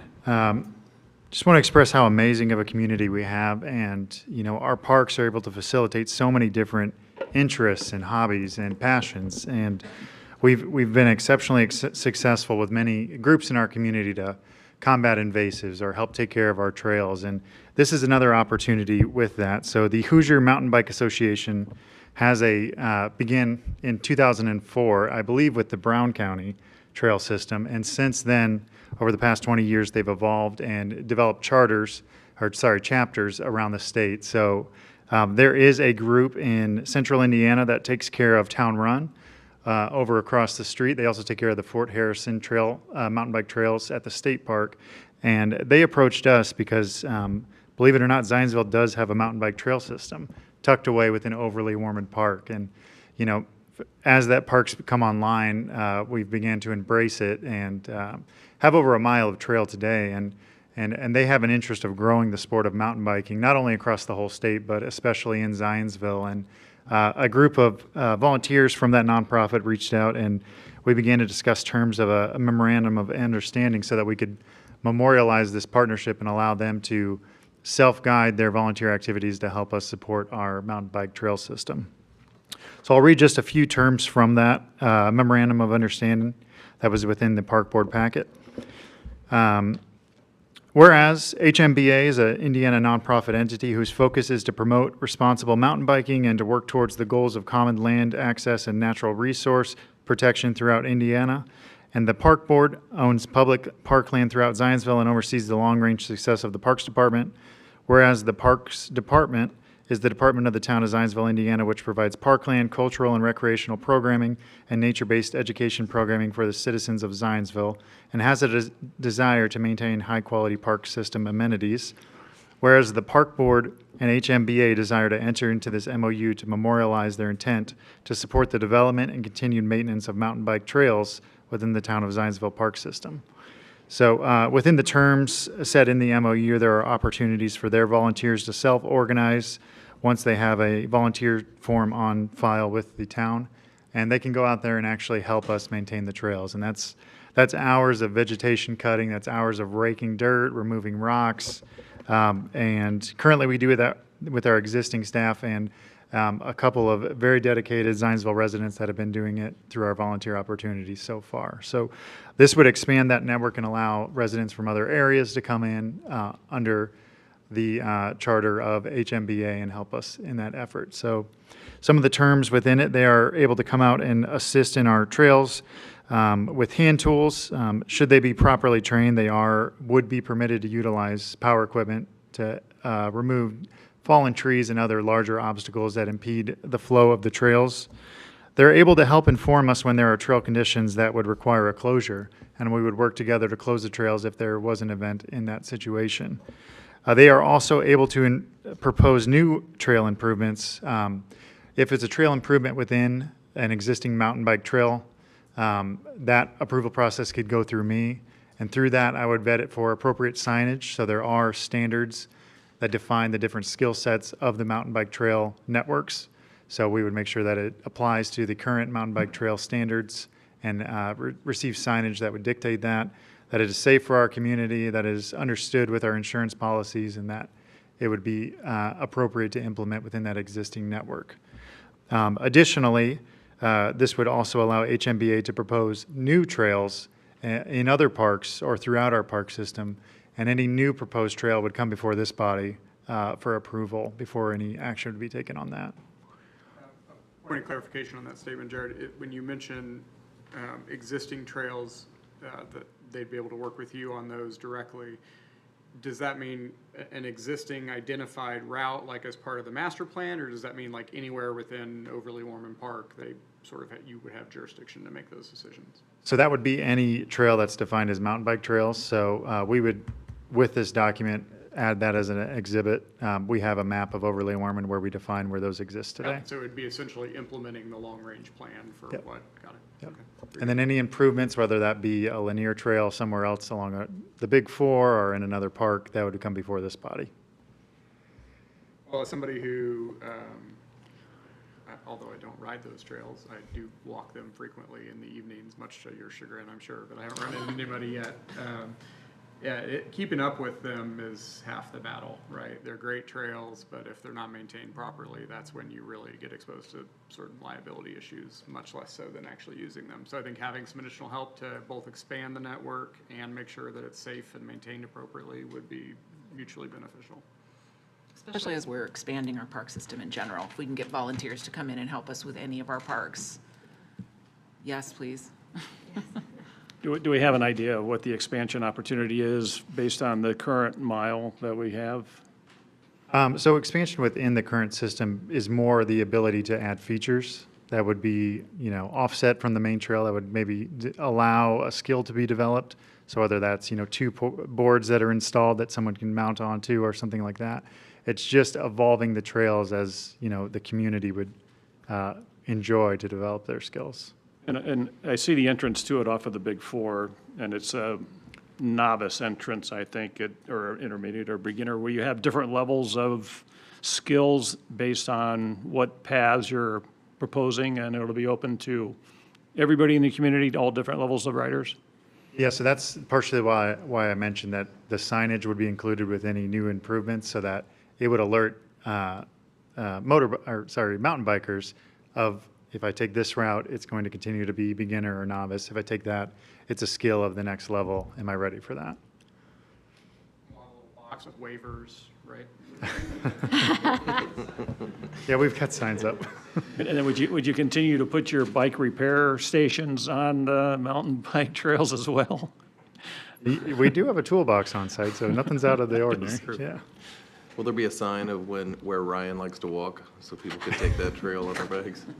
We'll have a stand with high-vis vests that you can just pick up. I have alternate routes. No, I think it's great. Look forward to growing that. It's certainly a great park for it, making use of, I don't know if a lot of people know, but those hills that the trails are on are full of construction debris from decades and decades. So they're not ever moving or going anywhere, and there's not a lot you can do with them. But this is a great example of how you can turn a liability into an asset. So I think the more help we get doing that, the better. So with that, we have a motion to approve the MOU as presented. I will make a motion to approve as presented. Second. Second, okay. We still got to do a roll call vote. Can I just ask a question real quick? Yep. Cancellation clause in the MOU in the event that they get into the process and we just make a determination that maybe it isn't a fit for us. What is the remedy for that cancellation? Yep, so this is not a legally binding document. It's just setting a memorandum of the terms. So each party agrees to mutually release each other, so there would be no... Without cost. Yep. And Right. We just give them notice. Okay. We want to terminate. Thank you. Okay. Any additional questions, or are we good to vote? Okay, we'll start with Chris Barksdale. Aye. Kimberly Lane. Aye. Matt Milborn. Aye. Chad Daly's not present. Doug Tischbein. Aye. Anna Sheppel. Aye. And Ryan Cambridge, I say aye as well. The motion passes. All right, Jared, moving onward. Looks like we're looking at Carpenter Nature Preserve easement. Yeah, so coordinating the development of the Carpenter Nature Preserve Phase 1, there were no recorded existing utility easements for energy out at the site. So some good handshakes back in the day, got the clubhouse powered. But working with Duke, who have been a great partner in this project, we are able to propose a route that will avoid all of the conservation easements that we placed on the property in recent years. So That was a conflict we were starting to have to navigate with DNR, but fortunately Duke agreed to the reroute from what they originally proposed and at no additional cost, and we'll have power to the site, which is what we need. So happy to answer any questions, but upon your approval, we'll have Ryan execute this with the notary and present it to Duke for recording. I make a motion to approve. Second. We'll go down the line again. Chris Barksdale. Aye. Kimberly Lane. Aye. Matt Milborn. Aye. Anna Shepal. Aye. Doug Tischbein. Aye. And Ryan Cambridge, I say aye as well. The motion passes. All right, looks like we are on to fall rugby, certificate of insurance. I think we're one above that. Or we want, Yep. The Zionsville Parks and Recreation Department Financial Sustainability Policy. So last, I don't think that's not on the. It's on the written agenda, it's not on the Oh, okay. digital agenda. All right. okay, I apologize if that was not on your copy. Nope, all good. It's on the one from Bonnie, but not the one from Yeah, on the it's just not on tablets. the iPads. Oh, okay, all right. You can't confuse us, Jared. Sorry about that. Last meeting, the comments were made kind of talking about the larger picture of how our parks continue to operate to the level of service we are today with limited resources, with finite tax dollars, and how we can continue to expand in our community that's continuing to expand. So this has been on our minds for quite a while as a department, and we have been working through some of those opportunities. So we are currently working on a financial sustainability policy that will help guide our operations so that we can weather more unknowns, whether it is a Senate bill or whether it is an expanding park system. We want to be prepared to provide the same level of service today as we do in the future. So some of the actions we are taking, we are taking a hard look at the efficiencies within our operations, where there is cost savings opportunities, where there are donation opportunities. Those are all things we're exploring. Second strategy we've been employing is the diversification of our revenue sources. So we currently, the tax fund is not the only revenue source we have. Obviously, grants and donations come top of mind, but there are also program fees, there are leases, and there are other things we can explore to help continue to provide the services we do for the community without a larger reliance on the tax base. So those are all opportunities we're exploring.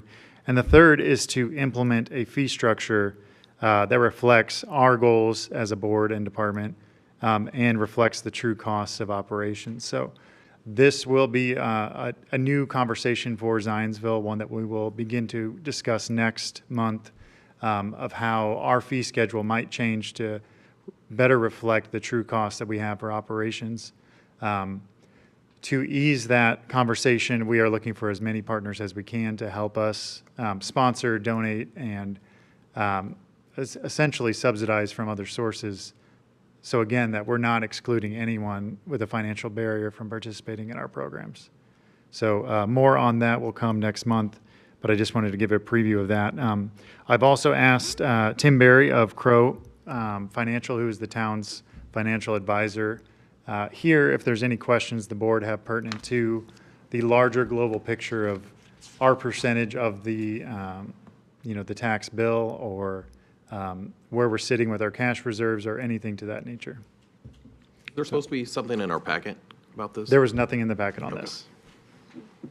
Before we jump to that, gentleman, just real quickly, will the park board have an opportunity to weigh in on throughout the development of the pricing and fee structure? Full control. Yep, we will present and we will refine till we find something that the board is comfortable with adopting. Sure, thank you.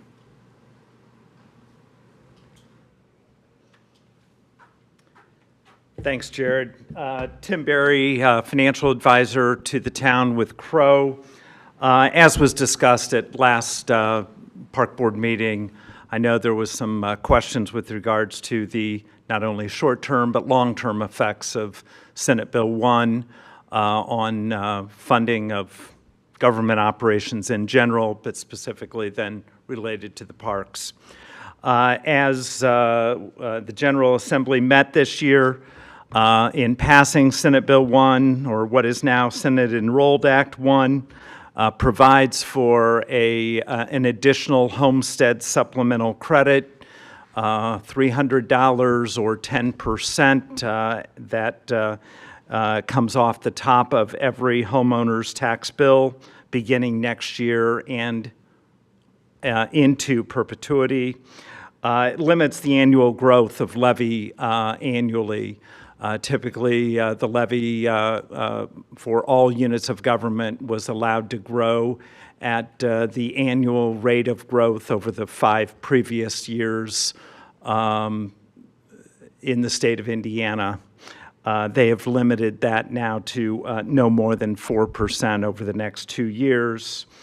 And then the big one is the elimination, as we know it today, of all local income taxes beginning in 2020 or at the end of 2027, with a new local income tax that can be adopted up to 1.7% for county governments and 1.2% for towns and cities over 3,500 people, of which the town of Zionsville would obviously qualify for, and that will need to take place in the fall of 2027. As a result, we are seeing, actually under Mayor Stairs' leadership, he asked us last year to conduct a 5-year budget look forward for all departments and all of the town's operations. We did so last year, and we are in the process of finalizing that update as we prepare to present the 2026 annual budget to the town council here in the coming months. But we are seeing very measured or limited growth in overall revenues as a result of Senate Bill 1, both next year and the following year, and dependent upon the inaction of a local income tax in 2027 for 28 into the future. The other portion of Senate Bill 1 with regards to the local income tax is, as of now, that is required to be adopted on an annual basis by the town council and by the county council, each of their individual components of that rate. Now you have a local income tax. Once it is set, it remains at that rate until it is adjusted into the future. As the statute reads now, that rate will be looked at on an annual basis, and if it is not positively enacted, it will be eliminated on an annual basis. So positive action will need to be taken by the town council to receive those local income tax dollars into the future. Within that, historically, park operations in Zionsville have been pretty consistent on an annual basis of about 7 to 8% of the total budget for the town. It is expected in the next year's budget to remain fairly stable with that same percentage. As the 5-year plan exists today, that may change a little as the town council gets opportunity to review that budget. And under the current plan, it is expected that as a percentage of the whole, some of those expenses will, or that percentage will decrease a little bit.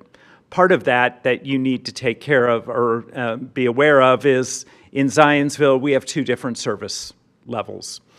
The urban service district that receives all town services and the rural service district that does not receive services or pay for those services for the police department and DPW.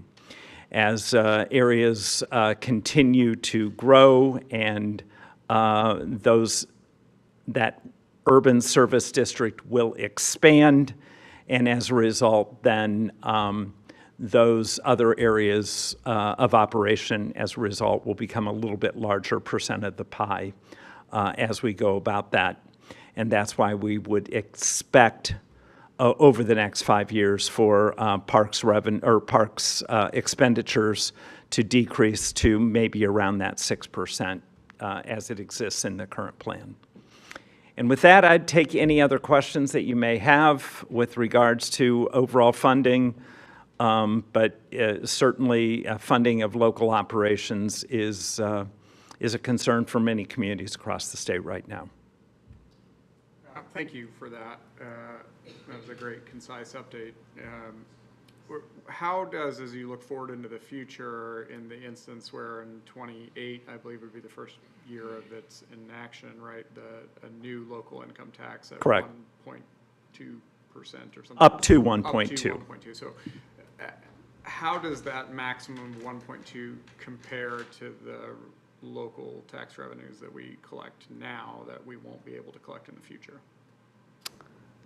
There's a county-wide rate now, and then those tax dollars today are allocated based upon the property tax levies of each jurisdiction in Boone County. So revenues from all of Boone County are collected and then distributed based upon the budget size. In the future, it is expected that revenues only from Zionsville residents will be collected for that whatever rate the town council would adopt, and those would come back to the Zionsville coffers.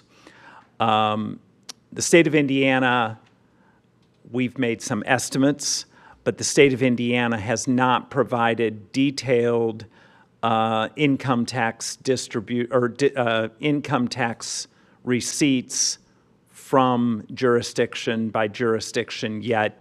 They are not anticipated or required to provide that, let's put it that way. I think they're hoping to beat the timeline, but not required to provide that until May of 2027. So will the town and, will that stack the county tax and the town tax? How does that, do we know what we're paying as a county now? So the total rate today, countywide for local income tax is 1.7%. Okay, so between the two, it's going to be within the range to not necessarily go down. It's hard to say what, right now, If they the stayed the county same, has they would the be within ability to have a acceptable 3.2% rate and have only chosen a 1.7. So it's hard to say what that rate will be.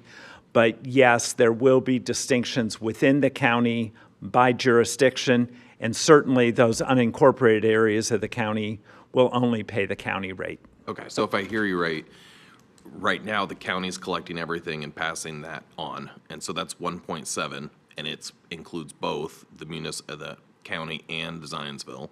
And in the future, it would be 1.2 plus 1.7 as a maximum? Up to, yes, that's Okay, correct. so it could be up to 2.9. Correct. Okay, thank you.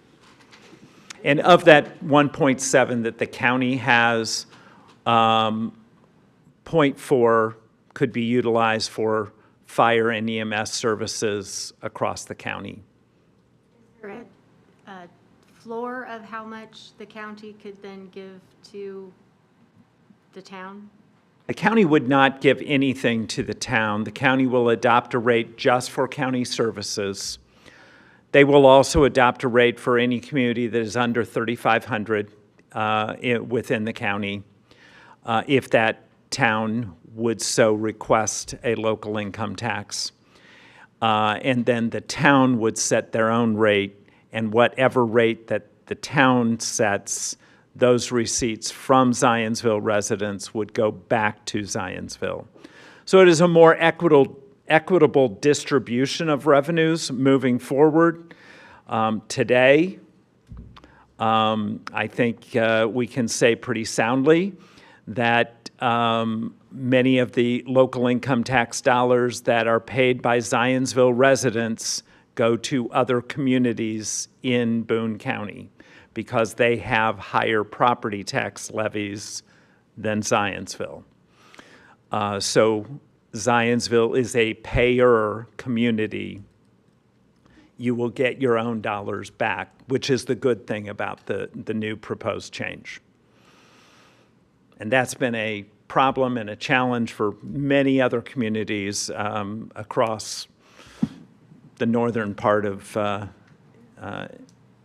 north central Indiana, let's put it that way.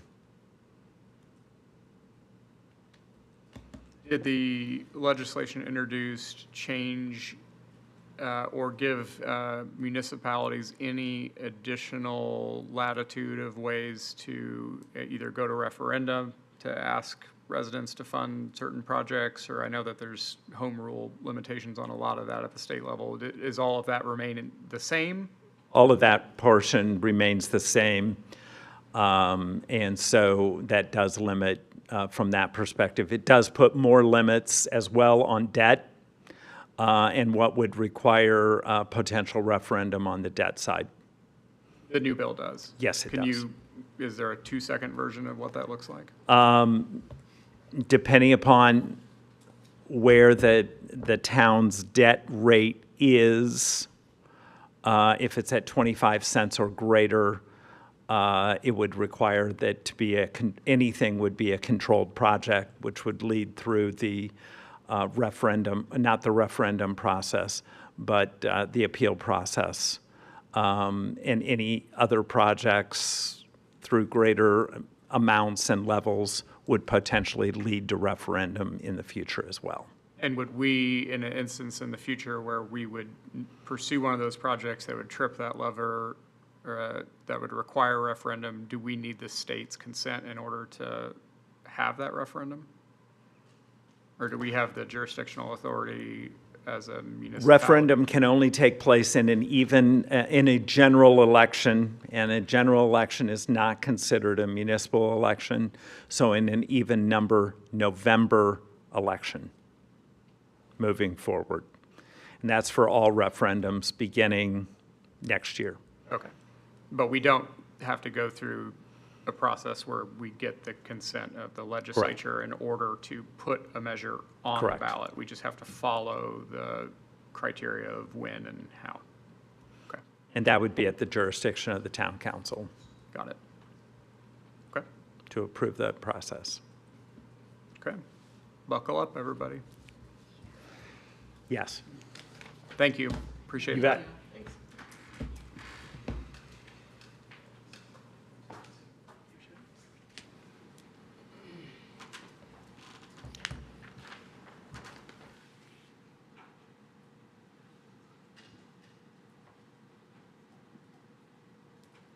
Do we have anything else on the fiscal sustainability policy, Jared, other than there's sort of more to come on that? More to come. More to come, okay. All right, now we're on to rugby. That's right. Within the packet were materials related to a field use agreement for the rugby club. They now have a fall season that they would like to host at Mulberry Fields. From August 4th through October 9th, they would request to utilize Field 1.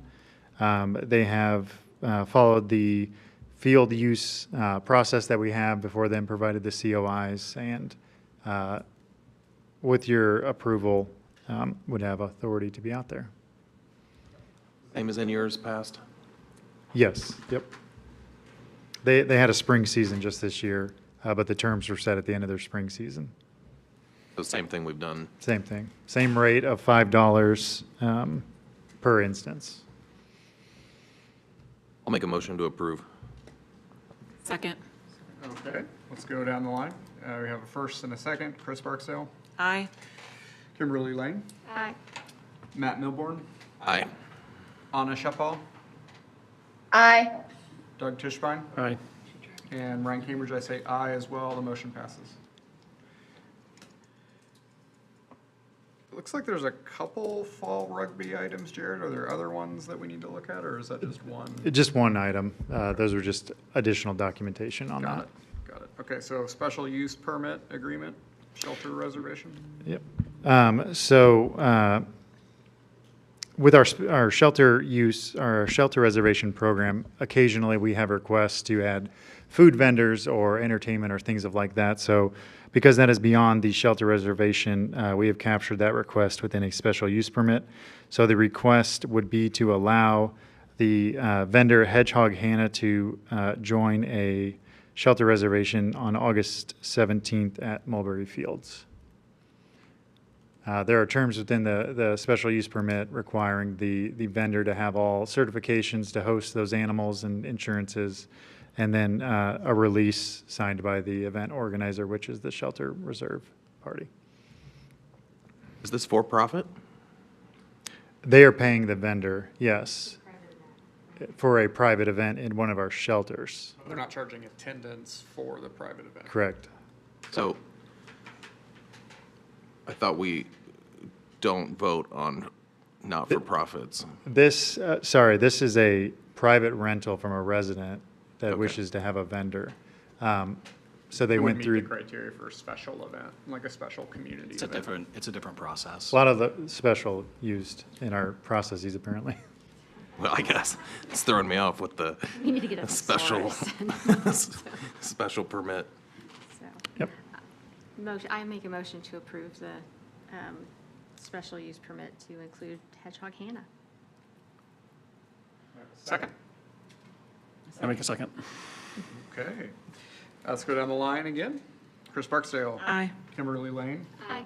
Matt Milborn. Aye. Anna Shepal. Aye. Doug Tischbein. Aye. And Ryan Cambridge, I say aye as well. Welcome Hedgehog Hannah. And the other special use permit item in the packet is just the documentation related to the Zionsville Pride Festival. Right, and that, to be clear, is just a copy of the certificate of insurance Yep. that we have. Yep, was requested as a part of the process, the special event process with the town. Okay. Well, I'm glad that we have it, and we probably wouldn't otherwise if Jared didn't go out of his way to request it. So I appreciate that due diligence and looking out for us on the liability side. So thank you for that, Jared. Hey guys, can I ask a couple questions there? Go ahead, Anna. Jared, I noticed in our packet we only had one COI. I thought I heard earlier that all 52 or something were produced. Were you able to supply those to us? Is the first question. And the second question is, are the drag performers, did they provide their COI? So the request was to the event organizer to list the park board and parks department as additional insured, and that requirement has been satisfied. I think the statement on, that you're referencing, I think that was, I don't know if it was Aubrey or Audrey, I'm going to butcher her name, but as the event organizer, it's likely that she has individual copies of COIs from the vendors that have contracts with her, whereas we have a COI with the event organizer, which is her, if that makes sense. Yeah. Yeah, it makes perfect sense. When Jared and I spoke yesterday, he mentioned one of the reasons he asked for the COI was because the scope of the event has changed dramatically from when it was originally approved in, I think, May, when it was submitted. And so after looking into the insurance COI that was submitted and finding out that it doesn't include any coverage for vendors, I just thought maybe there was some due diligence done to check those other COIs to verify that they're active and in fact enforced, because then my question is, if any of those slip through the cracks, who owns that responsibility and that liability? Oh, that's a great question. And I think also too, as we, as a park board, try to better understand what the special event, the special, Yeah. the extra special community event process looks like. Are COIs of individual vendors required as part of that application? I mean, should we have already had that, or is that not typically something that's required? Just help us understand that process since we're not part of it. Yep, and I'll let John Oberlander speak a little bit to the liabilities concerning things that might slip through the cracks or accidents, but holistically, the policy and the process for special event applications they are received by an internal team, and this is an administrative task that is reviewed by each department within the town. These special event requests are reviewed for site plan safety, the fees that are collected, certificates of additional insureds, and just a general overview of the operations. But to your point, there has never been a request within the process for the specific vendor COIs in that process. Instead, we request the COI to cover the town. So in this instance, because the event and the amount of vendors had grown, I felt it important for the park board to be protected, which is why I requested the additional COI, which is not traditionally a part of the special event process, which only lists the town as additionally insureds. Right now, with the park board being listed as an additional insured, essentially, we have the same liability protection that the town has requested as part of their approval for the event. Correct. It's matching terms. And John, if you'd like to just talk about kind of the difference between the individual vendor COIs versus. Sure, and actually Anna might be able to speak to that better. She's actually an insurance agent, so she's definitely a subject matter expert. But as far as what the policy requires for insurance coverage, our special event policy states that the event sponsor has to submit a general commercial liability coverage with coverage policies of at least $1 million, which they did. And that's the only thing that it requires specifically from the event sponsor. It also says if there are vendors, that the vendors have to have insurance, but it doesn't say expressly that they have to provide those COIs. So, from the town and from the park's perspective, it's always good if the event sponsor has insurance, in case any claim comes up, much easier to process that way. Another layer of protection that the town and the Parks Department, Parks Board does have as well is the Indiana Tort Claim Act, which prevents most lawsuits against, municipal entities, except under certain circumstances. But one thing that is specifically prohibited and could come into play in this instance is that the town or the board cannot be held liable for acts of employees other than their own. So if a vendor or somebody else, has some sort of tortious act, they can't recover, the victim can't recover anything against the town or the park board based on the Indiana Tort Claim Act, because it would have to be a park employee or an employee of the town acting within the scope of their responsibilities that, engaged in the negligent behavior or willful misconduct to be able to recover under the Tort Claim Act. So what I'm hearing then is I guess the layers here, the individual vendors have to have insurance, but they don't have to list, we've not requested certificates of that insurance. That wasn't conditional on the approval of the permit. That's right, and I think that, it's been discussed already tonight that we want to look at revising our policies, updating our policies, and I think that's definitely something that we should address. Yeah, for sure. But in the instance of the event this weekend, we do have COIs, both that list the town and the park board separately. That is correct.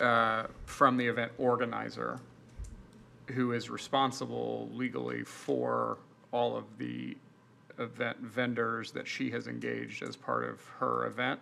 The event sponsor also agrees to indemnify the town and the park board from any claims arising from the event.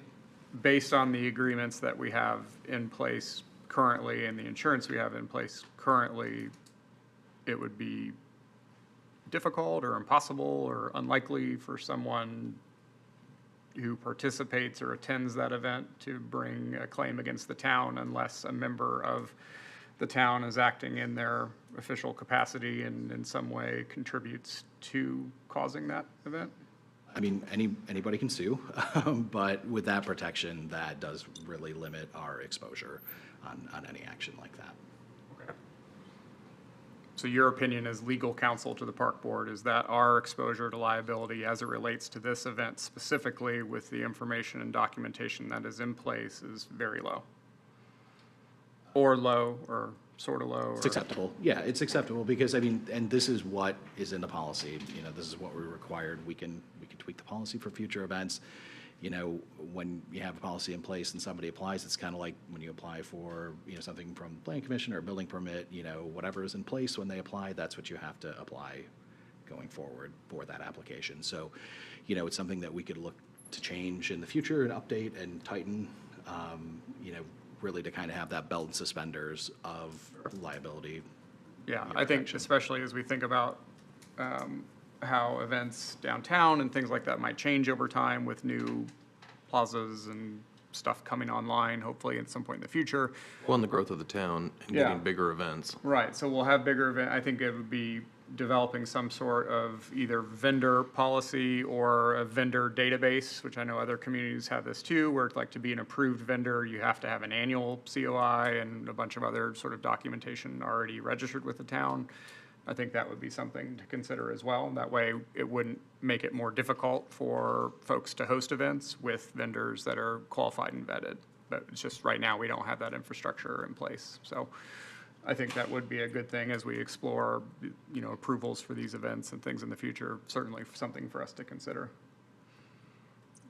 So just to clarify then and make sure I heard correctly, so we are all under the understanding that the COI provided under CMP 4100, the policy that they're insuring their event through, it does not cover third-party vendors, any liability claims that arise out of that, whether it be food poisoning as a result of somebody getting hurt on the stage, or any of the other concerns that were mentioned by the people in the audience earlier.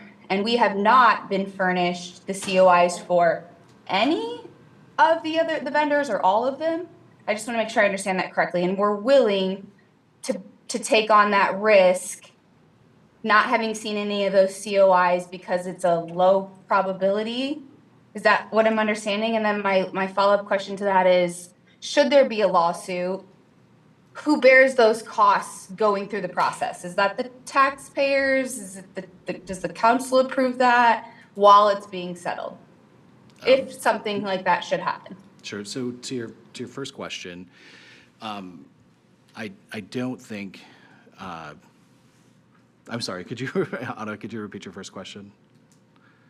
Oh, what was the risk? Yeah. Are we doing that just because? Yeah.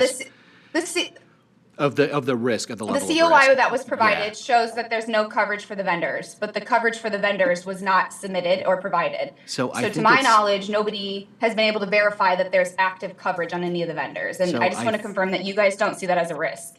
It's not that it's not a risk, but I think that based on the language of the policy and what we require, I think it's not ideal, but based on what's in the policy, I think that's what we have to go on. So if we had in the policy that they needed to furnish all those COIs from the vendors, then I think we would be able to require that to allow the event to go on. What the policy says, though, is that they have to furnish us with a commercial general liability certificate for the event sponsor, which they did, and that any vendors have to be insured. So we don't have express oversight in that policy for those certificates. Now, I think the event organizer had indicated that, she has obtained all those COIs, and we could ask that she would share them with us, if they'd be willing to do so. That'd be great. Because when you say vendors have the insurance, how do you determine that? What is the criteria to say that qualification was met if that verbiage is in there? Well, I think that whatever is commercially reasonable probably would be the default, because there aren't levels in there, right? There isn't policy minimums in there as far as what insurance the vendors have to have. If they're a food vendor, there's probably commercially reasonable minimums that they have to carry, when they're serving the public. So, that's probably the default. But like I said, based on. Anna, was your question, how do we confirm that the vendors participating in this event have active insurance without COIs? Is that your question? Or just with the COIs, right? So I forget how many food trucks I saw in Bend, but that park is under construction. There's a lot of tools, there's a lot of equipment. Food poisoning is a real thing. There's a lot of things that could go wrong. And if we have any language whatsoever that says vendors must have insurance, it seems like there should be some process in place to make sure vendors have insurance. To what degree that is, you guys are the experts in that. But what I'm hearing is that we haven't seen any of that. And so I'm just wondering how we're determining that we're willing to take on that risk. And should something happen, who bears that cost while you're determining liability? Right. So I think the answer to that is that what we have right now from the vendor or the event sponsor is what the town has decided someone must provide them in order to have an event in Zionsville. I think we're all in agreement that we need to revisit what those requirements look like and maybe what the approval process looks like. But right now, it's not a requirement of this event or any other event that goes through the same administrative approval process, that they must provide COIs of all their subs or all their the vendors that they use. It's only required that the event organizer provide a COI to the town. So I think what you're exposing in the process why it would be beneficial to change those requirements, because it would be beneficial to have COIs from every vendor, but right now that's not a requirement of the body that approves the event, which in this case is the town of Zionsville itself. So if I were to rewrite a policy that involves park board property, I would want every vendor participating in an event to have a COI on file or submitted as part of that event approval process. The difference is, in this case, that wasn't and isn't currently a requirement of any person.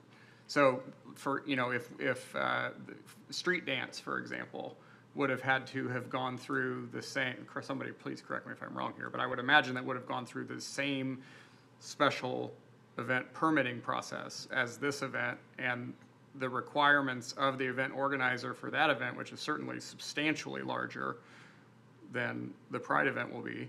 Well, maybe not, I don't know. It would be exciting, I think, for everybody if it were equal in size. That'd be a huge event. But that's the biggest event the town hosts every year, has the same requirements of the event organizer that this event does, which again, I think alludes to and reinforces your point, where it seems like it would be a good idea in the future to require COIs of individual vendors that may be contracted by the event organizer. It's just not currently a requirement. And we need to make sure that those requirements are put forth ahead of time, and that they're equally, every group is equally responsible for that, and not that it's carried out fairly. Right, like I think any policy we would adopt in the future would apply to any park board, any event that would occur on park board property, regardless of whether it went through a special approval process or if it was an event that was originating internally to the park board. Yeah, and I think that's all very fair, and I completely agree. We should have the same standards across the board. It's kind of maybe shocking to me that this is the first time it's been brought up. I can only speak to a board that I'm responsible for stewarding, and that's the Parks Board. And knowing that, maybe a policy doesn't exist, so there's a technicality that allows this, but, saying, well, because there's no language that requires this, we're going to leave our town exposed to this liability, knowing that we can't verify the proper insurances in place. It just doesn't feel like, two wrongs make a right here. So, I just want to go on the record stating that tonight we were supposed to vote on the application process for this because we were supposed to validate that all of the paperwork was properly submitted. That's not accurate. And, okay, you're welcome to correct me, but, we were supposed to verify that the COI was completed, and in doing that due diligence, we're kind of left, all we know is that the vendors aren't covered, and that there probably is coverage for them, but we haven't seen it. And so that's kind of where we're left, and I just think we as a board and as a community have to know that that is a risk that we've, I guess, had exposed maybe in all of our events, and we're continuing to say, we're just going to pretend like that doesn't exist until we get it fixed and move forward with this anyway. Right. No, And with that, I'll stop. I appreciate that concern, certainly.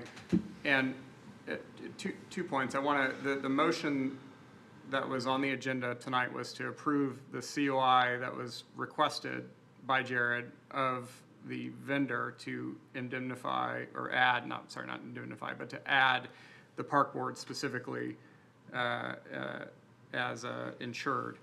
And that's what was provided. We did not request COIs of their individual subs. or vendors. Now, should that happen in the future as part of an update to the policy as a whole, I think that that would be prudent, certainly. I think the second thing that's important for folks to know that are watching, listening, or attending is even in the instance, and please again, legal counsel or Jared or someone rein me in if I'm wrong here, even in the instance where we wholly disagreed with our certificate of insurance or the event because of some major demonstrable liability concern, we don't, as the park board, have the jurisdictional authority to revoke the approval of this event, regardless of any of those circumstances. Is that an accurate statement? Not under the town's process. Right. The process invites the park board when it's a for-profit event. Right. So in this instance, specifically, not in future instances where we might have the opportunity to do things more thoroughly or differently under different guidelines, in this instance, the fact that we have a COI that names the park board at all is an improvement over the baseline requests of the town for an event that was already approved that we cannot change. So I don't want to downplay your concerns or suggest that we shouldn't revisit these policies in the best interest of the park board, but at no point tonight was there any motion for us to approve or disapprove this event. There's nothing that we could do as a board to stop it or to change it simply because it was not approved under a policy that this board has any jurisdiction over. And just to, Anna, to address your other question as far as who bears the responsibility for it, I mean, with lawsuits, generally they'll sue everyone, but, the town has as an affirmative defense, and the park board also can cite to the Indiana Tort Claim Act. So if it's, something that was done by the employee of a vendor, that gets us out right then with minimal cost. It would be covered under our insurance policy as well, our general insurance policy too. Yeah, that's helpful, and I appreciate the explanation, and I really do appreciate the dialogue. We're definitely stepping into, uncharted territory for our Parks Board, and I just think it's of utmost importance that we get this right. And maybe I was under an incorrect impression yesterday when I spoke with Jared. He had mentioned that the scope of the project had changed so much from when it was approved in the permit that he was getting concerns about the liability associated with the vendors specifically, that is why he requested the COI. And so that is, to me, why I felt like making sure, based on Jared's impression that the scope had changed since the permit and that there could be liability that resulted from the vendors, that's why he requested it. I just thought maybe that's something we were looking into too. But if it's not, and that's something we need to address for future meetings, I guess that's where we'll leave it. Yeah, I do think that's worth, it's certainly worth addressing. We want to have as many community events as we can. Our community loves them. They're very well attended. But we want to do it in a way that's safe for everybody and minimizes our liability. So I think having policies in place that do that and achieve both of those things are in everyone's best interest. I think just in this particular case, what Jared requested of them that they graciously provided, that I don't believe they actually had to provide either, since the event was already approved, is probably the most we could have reasonably done in this instance. So I think it again sort of begets this is worth our time to consider in more depth for all events, not just this one, which happens to also have some other energy behind it.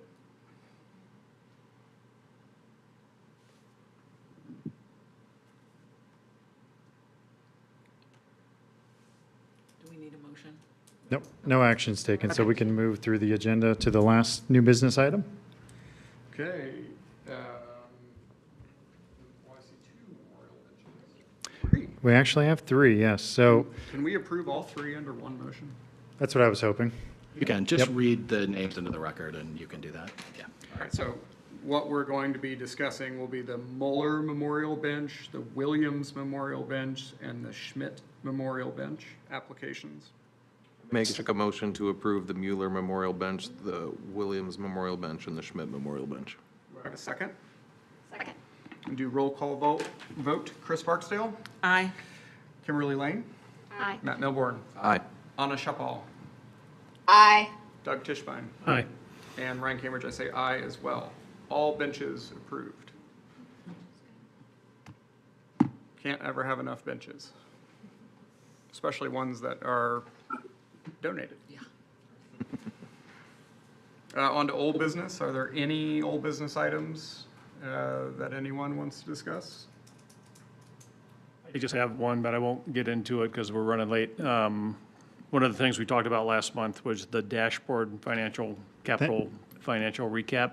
Thank you, Doug. I meant to mention that at the beginning. So the dashboard, it was kind of what it was discussed at the last meeting, but those percentages of the purchase to date is within the entire contract. So it's just the actual asset value that we've been billed to that period. And that's just to help inform if we still have an outlay of, $2 million in bricks, is this change order going to fit within our contingencies, or do we still have a lot of risk that we need to wait on? So Those funds are accounted for, they're. within the total contract, yes. Okay. And are they? So those are just They're allocated for an expense. Yes. But they're not spent. Correct. Yep. They're encumbered but not yet spent. Right. They're within the allocated funds to the contract, and that's just a representation of what's been spent to date versus what they can still bill for out of the total package. Just a couple more questions on the ones that you posted today. Mulberry Fields and Carpenter, CNP, this might be a typo, but you have their completion and final completion dates the same? That's what was in the documents. Are they the same or? Tentatively. That'll be updated should those goalposts move. Yeah, and then from substantial completion, like on Mulberry, you have 12/19, but final completion is 5 months later. What's the 5 months? Why does that take so long to get from substantial to final? Part of that is because the project ending in December, if there's any turf, there might be items that they don't address until the spring. Punch list items would be completed within that. But substantial is a request from the contractor, and I'll look to REA, that they submit when they feel like they've reached that milestone. And so you'll be paid out at substantial at 95% roughly? We hold back 10% throughout each billing cycle. Until you get your final acceptance certificate? Correct. That's for all projects? Correct. That's under state law Okay. for that retainage. Because I see Turkey Retainage, Foot, I mean, you're closing that out probably this month? Turkey Foot Bridge? Next month? Within the next month, probably, yes. But we might, again, hold on to retainage to watch the turf grow. Yeah, watch the grass grow. Okay. Thank you. Any other board-related items? Anything that anyone on the board wants to bring up for discussion? I'm just kind of curious on one thing with, with Jared and Mindy, the seasonal employment reduction that you go through when people are going back to school and doing their things. What percentage would you say that is out of your total FTE count? Is that a 20% reduction, 30%? That's hard because they're a fraction of one full FTE. I will say, so there's only a few, I call them regular part-time, so throughout the full year, under 30 hours. We do have 2 events, recreation coordinators that are at that designation and a naturalist. But our seasonals, they're not held to those same standards, so they may work up to 40 hours a week, but their duration is, 10 weeks or less or something like that. So, Mindy, how many seasonals did we hire this year? I had 4, the max was 800 hours, So 4 seasonals joined us this summer, and they're all returning back to schools. And so a max budget of 800 hours for the duration. Okay. Thanks. But to your point, watching the part-time salary line within the budget, that'll decrease slower now moving forward.